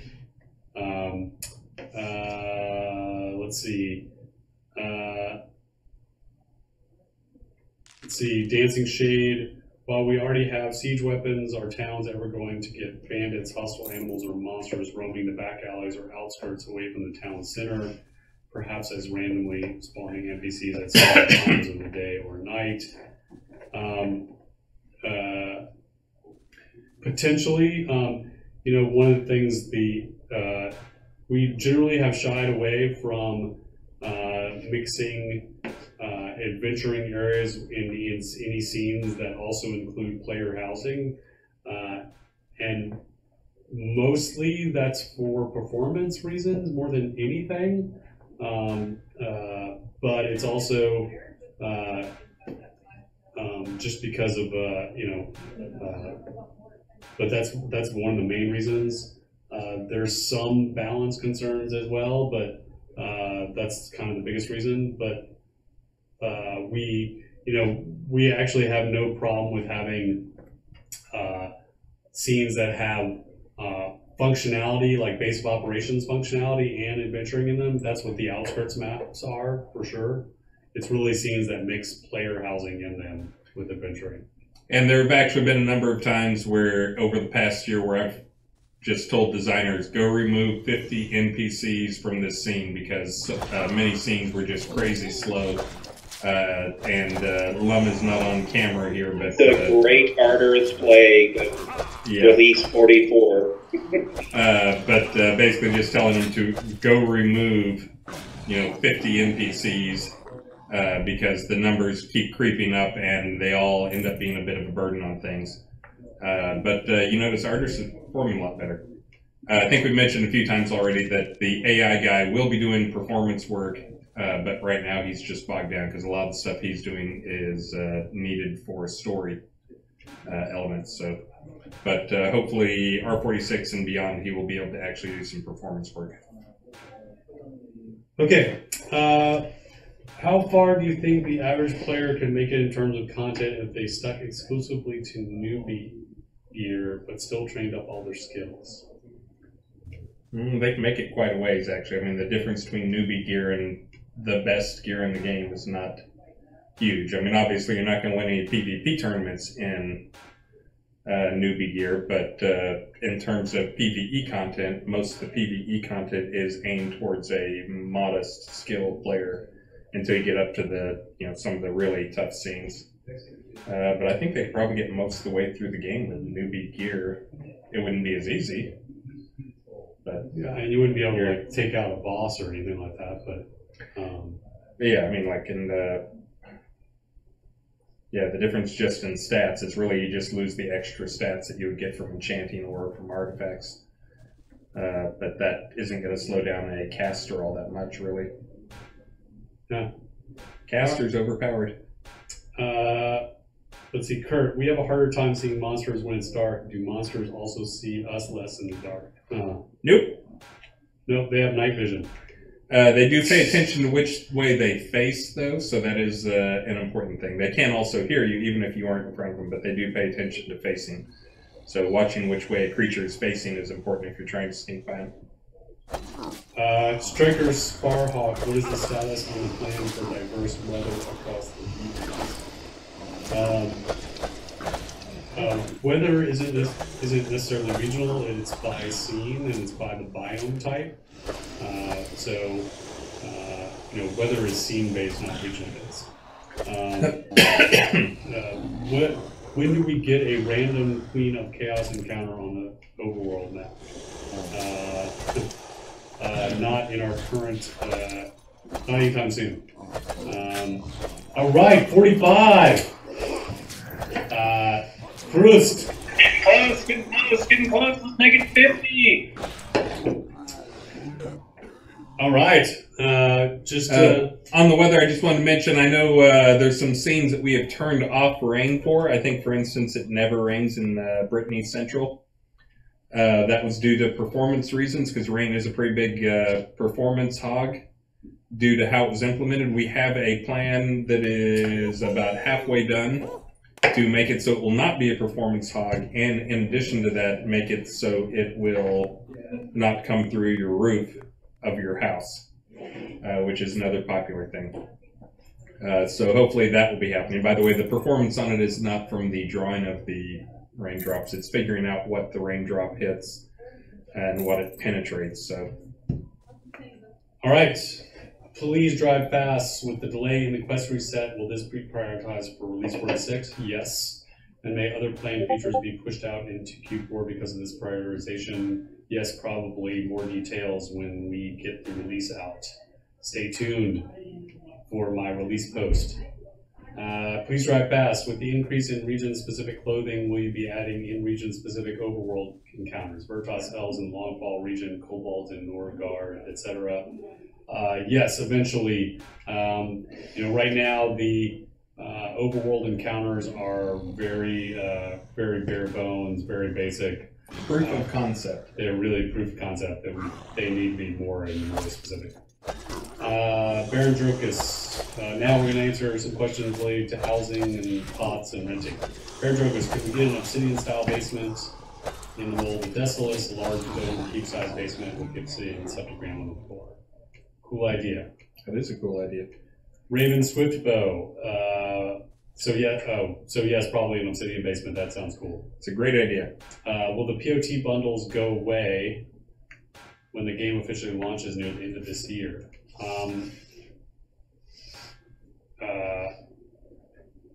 She's calling them POT. I think she just means bundles. That include POT. That include, and I think she's calling them POT bundles because they have POT lot deeds in them. But she just means bundles.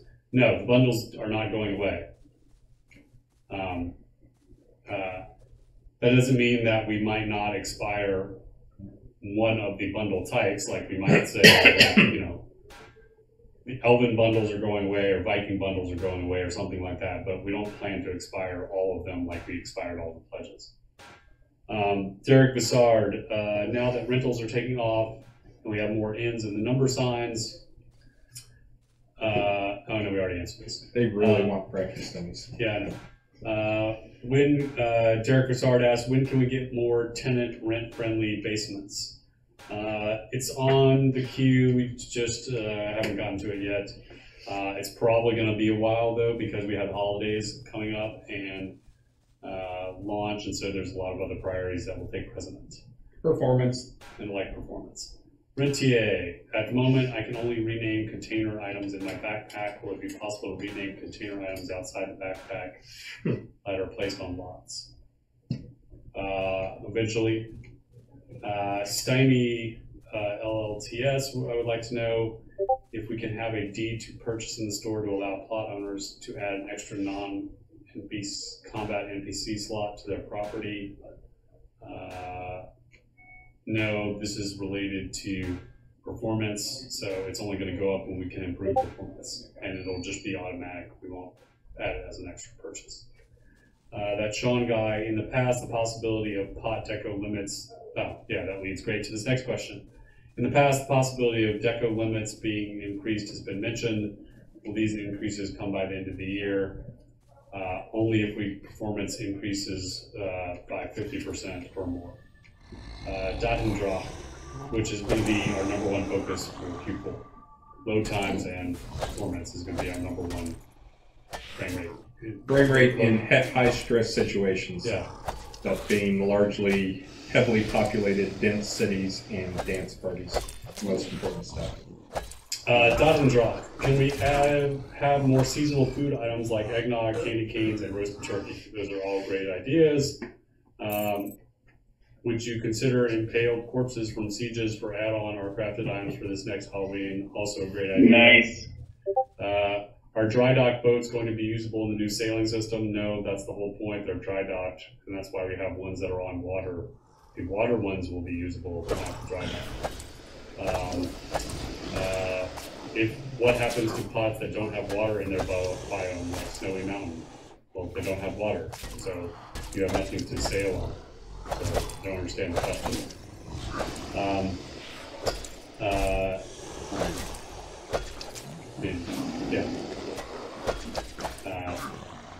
Warrior B. Patrick. In the painting Desert Lion, there's a lightened head with a door in the mouth. Can we have buildings like this that are small on the surface and we can attach large basements to them?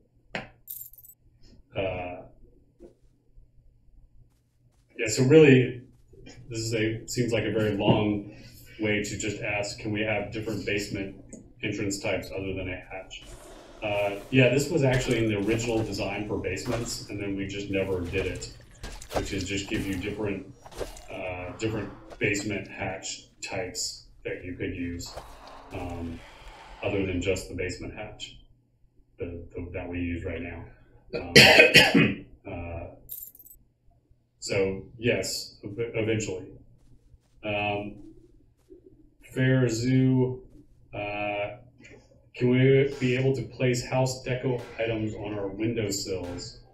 The problem with windowsills is they're really, really, really, really small. And so it's kind of the same problem we've had with allowing deco placement on like fireplace mantles, where you get into all sorts of weird sorting issues and things hanging off the edge and stuff like that. So maybe, but it's such a small surface area that putting a deco surface on there when there's likely not even a collision, there's probably not even a collision surface there, because we probably optimized the collision box to not even include the windowsill. Like there's probably just a flat polygon there, and what you see as a windowsill probably isn't even, like there's probably a almost certainly. There's probably just a straight wall right there, and what you see as the windowsill doesn't even exist from the game's collision surface. So, which is what you would need to put a deco on. You would need a collision surface for something to put a deco on. So, I mean, we can look at it, but unless that windowsill is really big, unlikely. And I'm sure there's a lot of techies out there, they're always asking tech questions. We do have collision geometry for almost all houses now, so to reduce polygon and to simplify things. Mainly, I think the thing that was kind of the item that made us realize we just have to do it was not the performance, but actually the camera bouncing off beams that were in the ceiling, where there's beams up there and actually getting collision in that is more camera friendly. Yeah, that was yucky. Yeah. So yes, what Starr said. Okay. Caballero asks, when will tenants be able to place objects on an object owned by the owner? For example, renting a room with a bed and table. Right now, tenants can't place a candle or box on the table. And I think this was just a tech thing that Burning Toad didn't get to. That was the problem being that you put down a table, I put a bunch of crap on the table, you picked up the table. He wasn't able to easily handle the case of, let me send the stuff you put on the table to your bank and send the table to my bank or my bag. So it's just a case that he didn't handle. There's not a design reason we're not doing that. It was just a trickier tech implementation that we didn't get to, and we certainly will get to it at some point in the future. Okay. Director Sparrowhawk asks, there was mention of an option of having house items on lot moved to the property manager instead of the bank when tax on the property expires or eviction. How is this coming along?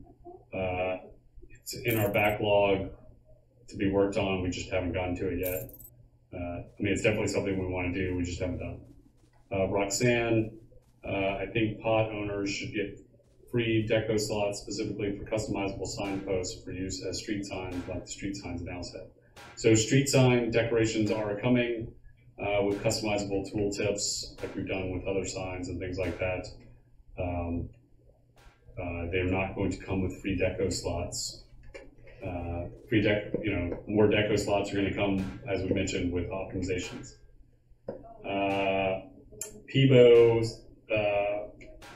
says, we have a lot of raw foods as home deco, and I've seen some NPC houses with cooked food deco. Can we have some cooked food for our home deco? Yes, the problem is like a lot of our cooked food, there is no world art for. Yeah. So we just have to make the art. But some there is, and the ones there are, and so there would just be an inconsistency there that some would have it and some wouldn't. That'd be the weird part, is that there would be a lot. We have a lot more recipes for food than there is art for. So there'd be a lot of inconsistency there. All right, Moon Word Claw. Let's see, any plans for expansions of sieges to include more biomes relative to where they take place, such as on beaches, snow, etc.? Yes, eventually. Moon Word Claw. Also, any plans on having the moon faces affect crafting, enchanting success rate, and things such as agriculture, fishing? Yes. Eventually, Q3. Third question from Moon Word Claw. Any plans with the new dragon colors to make them a bit more unique, such as breathing ice or lightning instead of just fire? Perhaps add an undead skeleton dragon that's all bones, or a zombie dragon? Yes. All those things, cool, eventually. That is in the top 10 list. Your priority list for. Yeah, so my number 4 in our current top 10 list is more diverse creature behaviors, including things like you mentioned. Falcon Rain Feather. Question 1, can we get flashing or color changing chat tabs? This way we don't miss a potential conversation or guild announcement question. Yes, that would be very cool to have. So a chat tab or chat window blinking when you got a message there. Chat tabs are so R44. That's why I said all chat the, tabs all the or cool chat kids windows. are chat windows now. Oh, right. We did that one already. I already did that one. one. Yeah, we already did. You're 45. behind. All right. Let's see. Falcon Rain Feather also, can items in the ornate backpacks drop from a PvP lost or even be pickpocketed? I understand the question. Why would that make a difference whether it's in the ornate backpack? Is that because we don't, maybe this is another thing where we aren't properly pulling things out of bags, and if you put something in a no-drop bag, a steel bag, like, isn't that... Oh, that's totally a bug. Yeah. So that means that... Bug/exploit. We've now announced to the world. Yeah. PvPers, if you don't want to lose anything, just put it in an ornate backpack that you bought. Yeah, I'm letting QA know about this right now. All right. Okay. Let's see. When will chainmail and plate users be able to dye their armor? No ETA. Falcon Rain Feather. Is there a bug fix in the works to have patrolling pets not get stuck or glitch on the boundary walls of player lots? Eventually. That's a hard one because of the way we have to cut pathfinding. Chris J. White.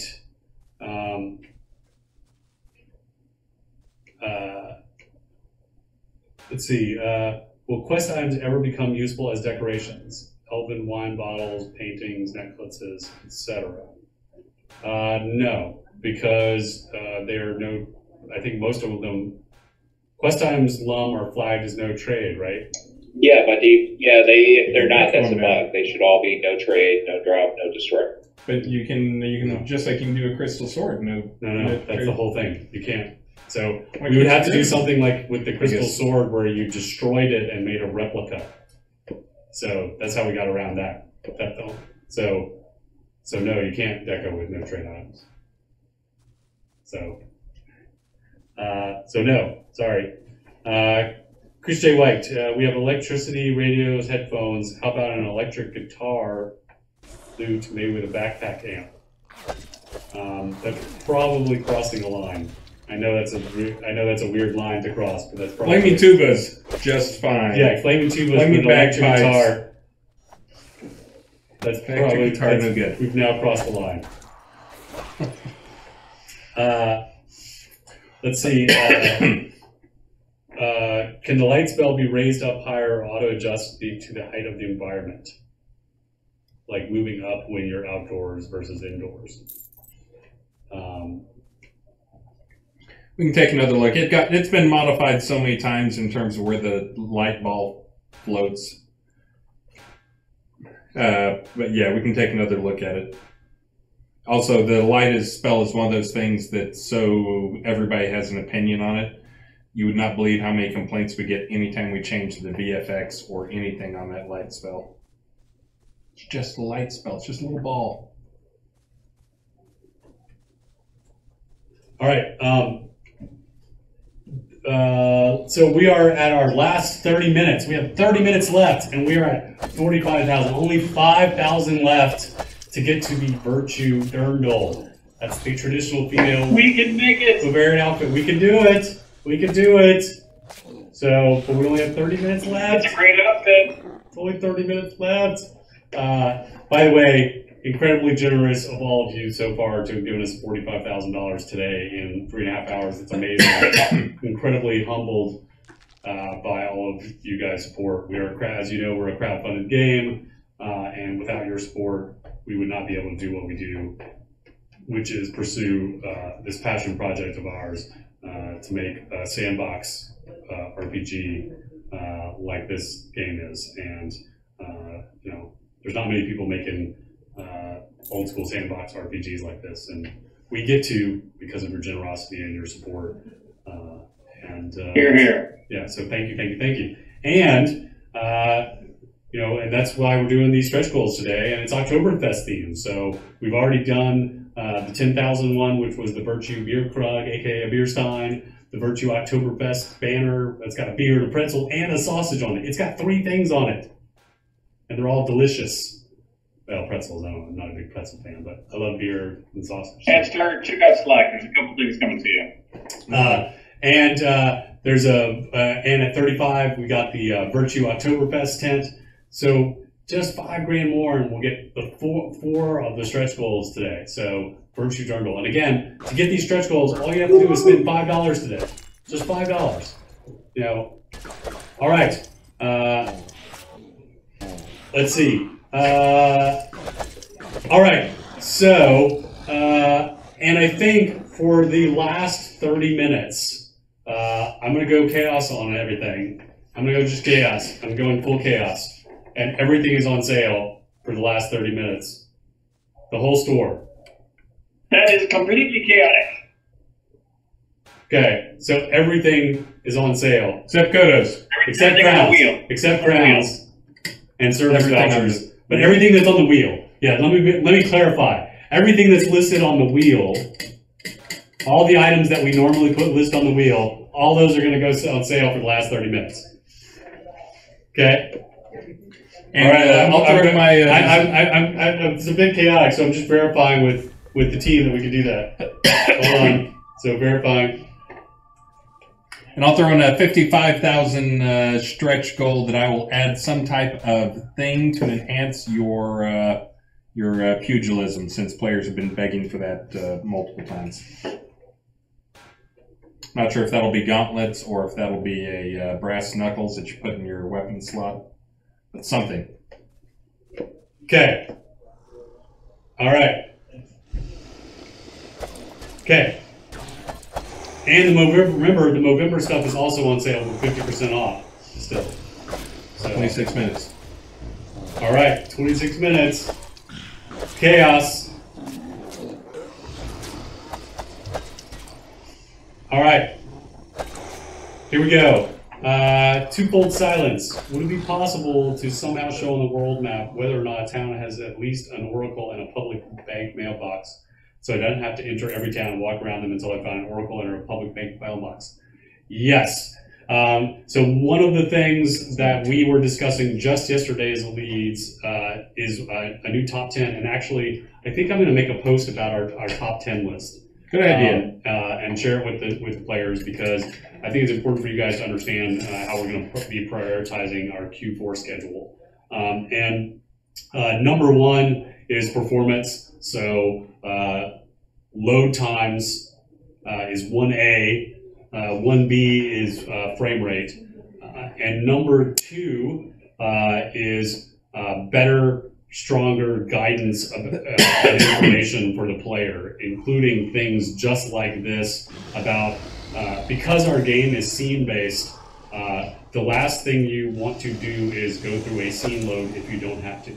So we need to provide a lot better information about what a scene contains, including what level the scene is, whether it's a town that has story in it, whether it's a town that has a quest that you're on in it, whether that town has things like you mentioned here, like public services in it, etc. So all that kind of information needs to be, whether it's a player-owned town, all that kind of information needs to be available to players on the overworld before they even get on inside of the scene. Oh my gosh, 47.5. We're so close to the dirndl. Only 7,500 to your punching. We can do it. thing. We can do it.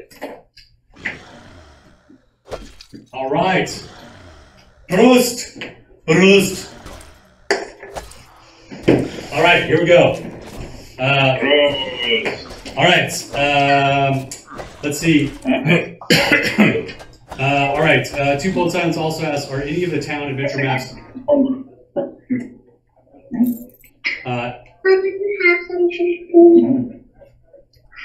What? Someone looks like they're ready for bed. Are any of the town adventure maps in and around the Perennial Coast being redone with new layouts, quests like is being done along the path to Courage, Truth, starting areas? Are they already seen as being done, even though they lack many quests? Right now, the Perennial Coast is not our priority since we spent the most time there at the beginning. We will likely circle back to it after we spend more time on Truth and Courage. But right now, it doesn't have clone scenes in it. It already has some side quests. It already has a finished storyline, etc. So even though you're saying it lacks many quests, it has more quests than any of the other areas. So, Yeah, Arteris has so many quests that Richard, when testing them, finally found a couple when we just listed them all out for him. And he was playtesting it maniacally for like 6 months. Yeah, so it's definitely at the bottom of our priority list compared to the rest of the map. Let's see.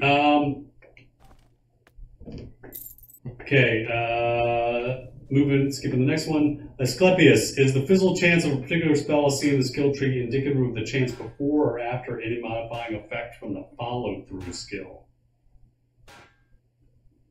That is after. That's the final calculated number. Which, by the way, right now, the fizzle chance with the new font is really, really hard to read. So we are aware of that, and there's already a JIRA to improve that for R46. All right, Hornpipe. Why can metal animated bodies, like shock monkeys, be killed with death spells? They don't have blood.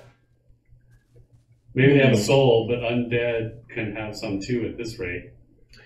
Yeah, I need to take a pass on that and make sure that they've got the proper resistances, because they should be super resistant to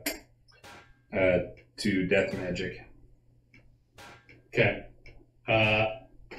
Let's see. Undead are immune to corpse explosion. Well, it doesn't suck life. Corpse explosion is about physical damage caused by explosion of a corpse. Why don't undead take any damage from a corpse explosion? Yeah, I could be convinced that should be switched to be a physical attack instead of a death attack. It'd be a nice thing for them too, because then death magic right now they pretty much have no good way to damage undeads. So yeah, I could be talked into that. Who asked that? Hornpipe. Good question, Hornpipe.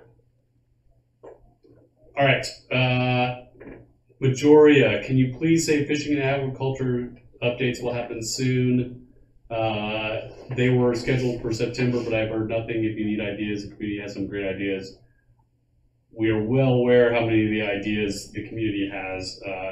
The ideas the community are basically an entire game in and of themselves that would take about 5 to 10 years to implement. But they are amazing and wonderful, and we will do as many as we can. Definitely, between agriculture, fishing, and alcohol, agriculture will be the first we tackle, and it's going to include things like improving the agriculture interface first, then including things like batch planting, batch watering, batch harvesting, links to weather, that kind of thing. And then we will get to things like fishing and alcohol. So it's coming.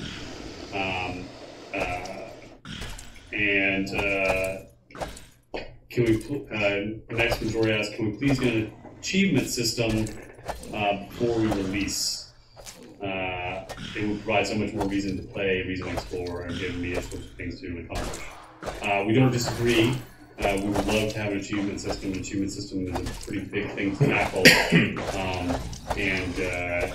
we've been relying on Steam, and that hasn't been updated in forever. But we haven't added any new achievements to Steam for a long time.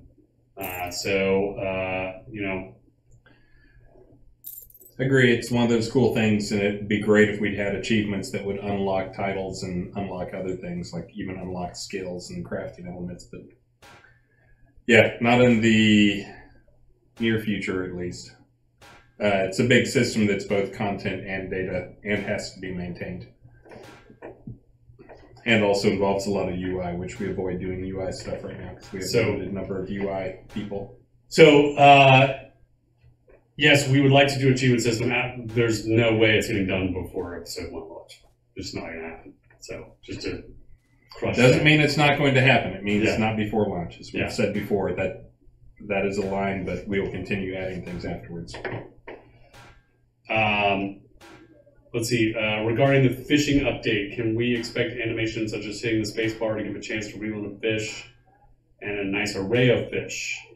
And sea monsters, different types of bait, ice fishing, message in a bottle, treasures quest. Over time. Yeah, I mean, again, over time, all of those things, but those are not we're not going to get all of those things. The things the first things we're going to be doing with fishing is adding extra data associated with the fish you catch, so we can do things like have, recording the time you caught the fish, the size of the fish, so we could do things like have fishing contests, and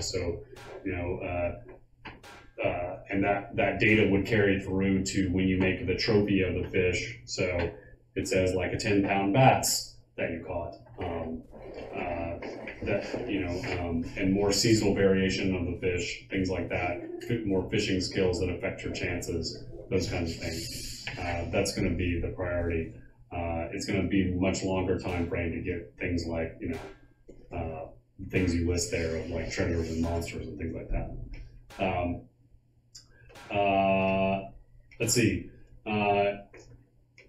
Datendroch, can you make dormant automaton monkeys placeable on surfaces inside containers? Sounds like a bug. Like he wants a statue? Yeah. So what would be awesome, just in the future, for future telethons, is to report bugs in the bug forums and not report them as questions in the question thing. Monkey is a pet. Right. And right now, I think what he wants is basically a monkey statue. Some way to turn his monkey pet into a monkey statue. Oh. Because dormant, so. Not a bug. Oh, I see. And also being told that it's actually a quest item. So it is supposed to work that way. Oh, well then if it's a quest item, it's non-tradable, so it can't be used as a deco. Right? Yep. So there's the problem. So, sorry, it's a quest item, not tradable. Sorry. When will we be able to apply poison to arrows? That is a great question. Not in the plan right now. I need to come up with some way to balance things. Some of it is going to come from some of the... Woo! 50,000 stretch goal! We did it! Dirndl! All right! Hey-ho! Excellent! Well, I guess, Shitinique said, how do we say excellent or bravo in German speak? I don't know. But, Prost! Thank you. And we got 15K for men to get an outfit. All right, so only $15,000, and we can get the lederhosen, so we can get the mail. We can do it. Come So, on, 15 minutes. We can 14 do it. minutes. It's a short gap. It's a short gap.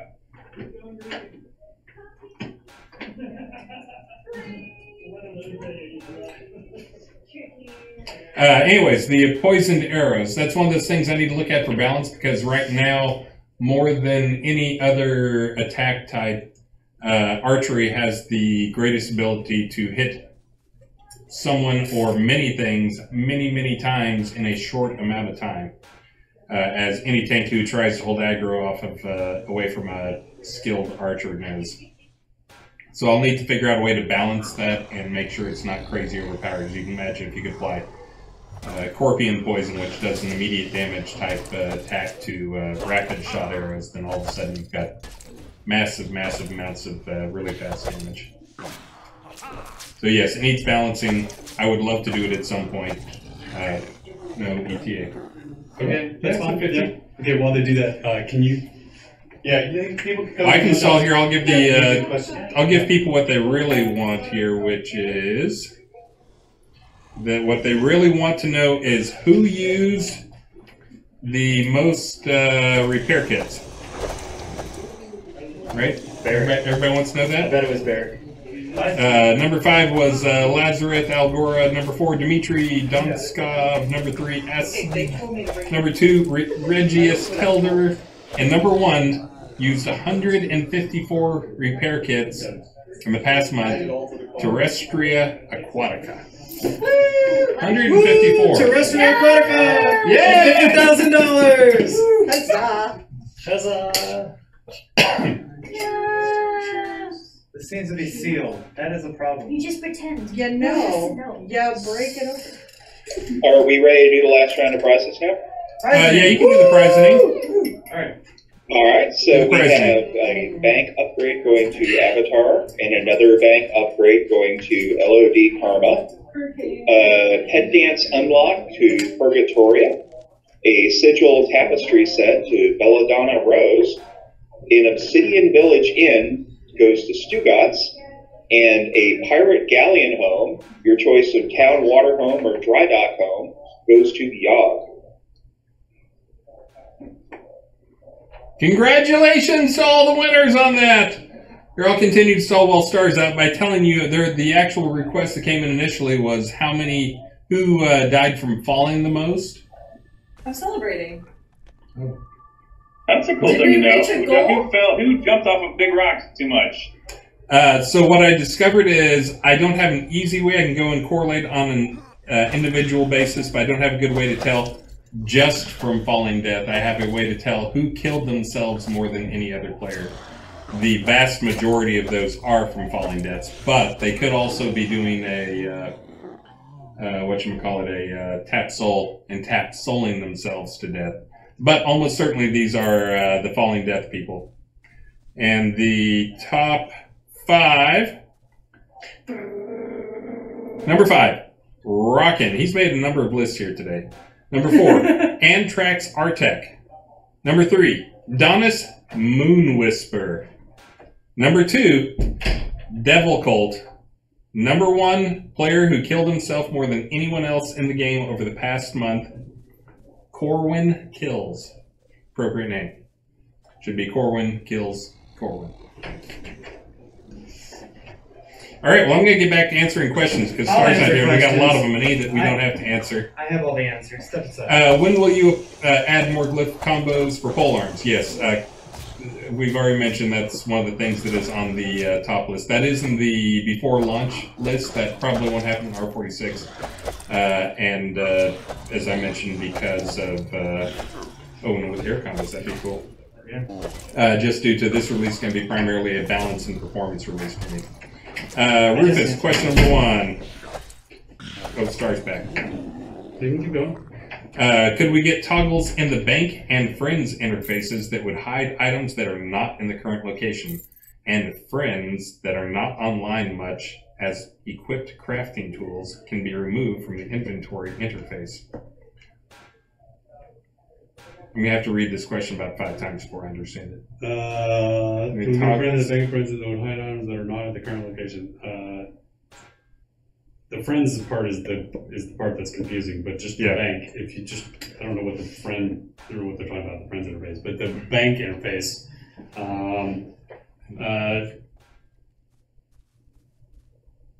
Well, that you can just, there's tabs for that. So,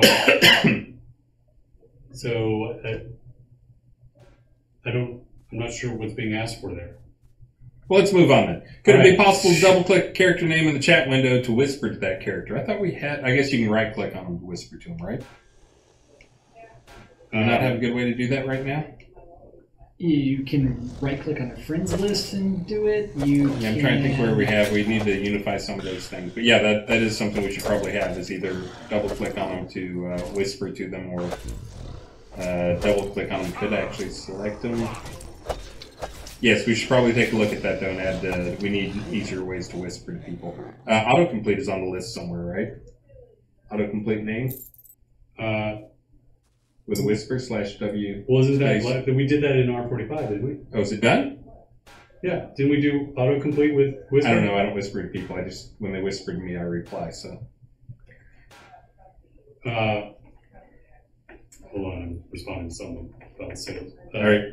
Is it in the plans someplace to give the NPC pot building decoration, such as the Moon Tower, Titan Statues, Dragon Bones, and in-game functionality similar or other than simply decoration? And when will the public gardens functionality be implemented? Cool idea on adding some coolness to the Moon Tower, Titan Statues, and Dragon Bones. I'm not sure what we'd add. Right now, the stuff that does give bonuses. Wait, no, sorry, let me answer this, please. So no, we're not doing that because those were originally going to be the pot blessings, and so those specifically are not going to have any function because all the blessings got done with the devotionals. So no, those are not going to do anything. Those are just going to be decorations, and they are going to remain that way. So they are part of they're cool looking decorations. Sorry. And the public, as far as the public gardens functionality being implemented, we don't have an ETA on that. So. Can we get more ornate chainmail armor and patterns? Yes, eventually. When will you implement service-dependent footstep sounds? We're working on that as we speak. That's part of our new sound designer's role. Will you fully implement all 3 companions for the offline mode before the launch? Maybe. Will you add NPC child pickpockets to NPC towns to steal from unwary avatars? You obviously have not been to Brittany Wharfs and the orphanage.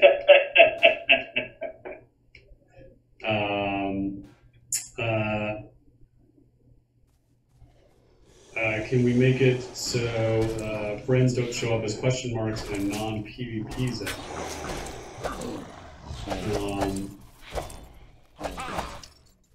Yeah, it is pretty annoying right now, the whole question mark thing we treated. Yeah, we should fix that. Darton Obscuro. In the last 5 minutes, we have 5 minutes left, and we're $50,000. Frequently around a town, at night, I'll enter a shop or pub, and NPCs will be sitting there in complete darkness. That's a bug. Please report it. Those make Richard sad. Yeah, so they should have turned on a light. So please report. That is definitely a bug.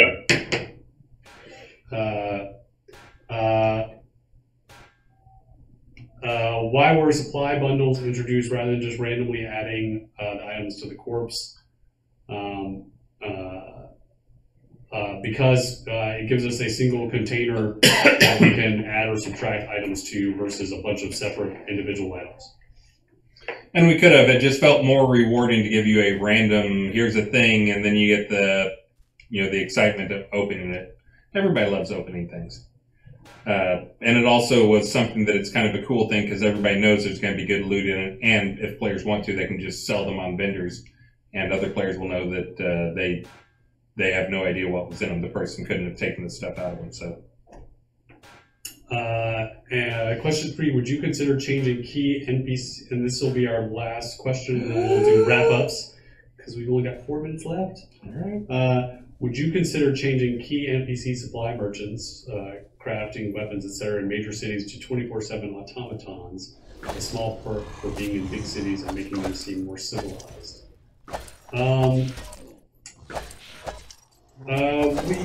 We've done that for a few trainers in the starter areas, just to make sure that new players would always have access to a trainer. But probably wouldn't do that for the merchants, although we could consider it maybe like, I don't know, maybe. We'll think about it. We got 3 minutes left. 3 minutes to raise $15,000 for the Lederhosen.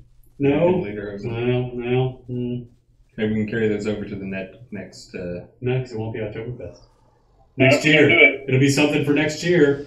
Something to look forward for next year. Next year.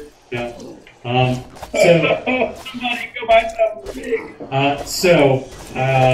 It has been a amazing telethon, and we had a great release. We're now in what Richard likes to say, is the last 20% of our schedule that makes 80% of the quality. We're definitely in the home stretch. Like I said, I'm gonna make a post. Probably not this week. It's probably gonna have to be next week, because this week we have Tradeon in town, and we're hashing out a bunch of stuff with them about our partnership and localization and operations and things like that. So kind of busy and distracted. But next week I'll do a post about our top 10, and then we're gonna have R46 coming up, and also along with R46 going live at the end of the month, I'll be posting our Q4 schedule, which will reveal what we'll be working on. But the top 10 post will give you guys a good idea of how we're going to be framing up everything that's going to be worked on in Q4. Once again, I just want to thank you guys for being an amazing community. We couldn't be making a game like this without your support. And we did an amazing thing today. We raised $50,000 through your support. That means everyone who spent at least $5 today, and you have actually until midnight tonight, so if you keep spending up until midnight, you'll still be able to be eligible for the 4 stretch goals that we got to today, which include the Virtue Beer Klug, which is the beer stein, the Virtue Oktoberfest banner. It's got a beer, a pretzel, and sausage on it, the Virtue Oktoberfest tent, and the Virtue Dirndl, which is the traditional female Bavarian outfit. So all 4 of those stretch goals will be yours if you spend at least $5. Yeah. I want to mention something on the Tradeon stuff, just because I saw somebody else comment on it. Tradeon is here, and like the meetings that we're having, this is all about how they can help us. This is not them telling us how to run a business. Just want to make sure everybody understands that this is not Tradeon coming in and trying to do things. I know people still have shivers when they talk about EA and those type of things. So this is all about Tradeon, and also Tradeon has been incredible. I've been in the industry 30 years now, and in terms of working with people, they're really one of the companies that they absolutely get it. And again, we only know the people we've dealt with, but they're amazing. So Chris, if I can actually just add to that a little bit too, just in the fact that people need to know with our small 30-person company and trying to support this game globally in a wide variety of languages, to customer service in a wide variety of languages, in a wide variety of languages. Tradeon is going to help make that a lot better. Plus, they're going to do a great bit of help in marketing and outreach to other players as well. Anyway, I think it's just phenomenal that they are working with us now, and I believe you will find also that our time together will help raise the game up for everybody in the world. So in addition to my usual and our usual, thank you, players. Also sending out a thank you to the Tradeon guys for helping us out with getting this out to everybody and like hearing all the crazy stuff for the. Have you seen the new UA security stuff and the privacy rules that are going into place for the EU? We are very thankful to have them on board, helping us get through some of these craziness. Yeah, and Richard, you want to add anything else, or? Yeah, no, I think you guys both said it. Thanks to the community, thanks to Tradeon, and my thanks to you folks back on the home front, by the way, just keeping it all together there so well. Great release, best release ever, and thank you everybody for your patience. You've been with us now for 45 months, and we are trickling down to the end. Very excited. All right, well, that is the end of our R45 postmortem. Thank you. $50,000 was raised. You guys are amazing. What an amazing community. We will see you guys next month or next Friday for our next live stream, whichever comes first. Thank you very much.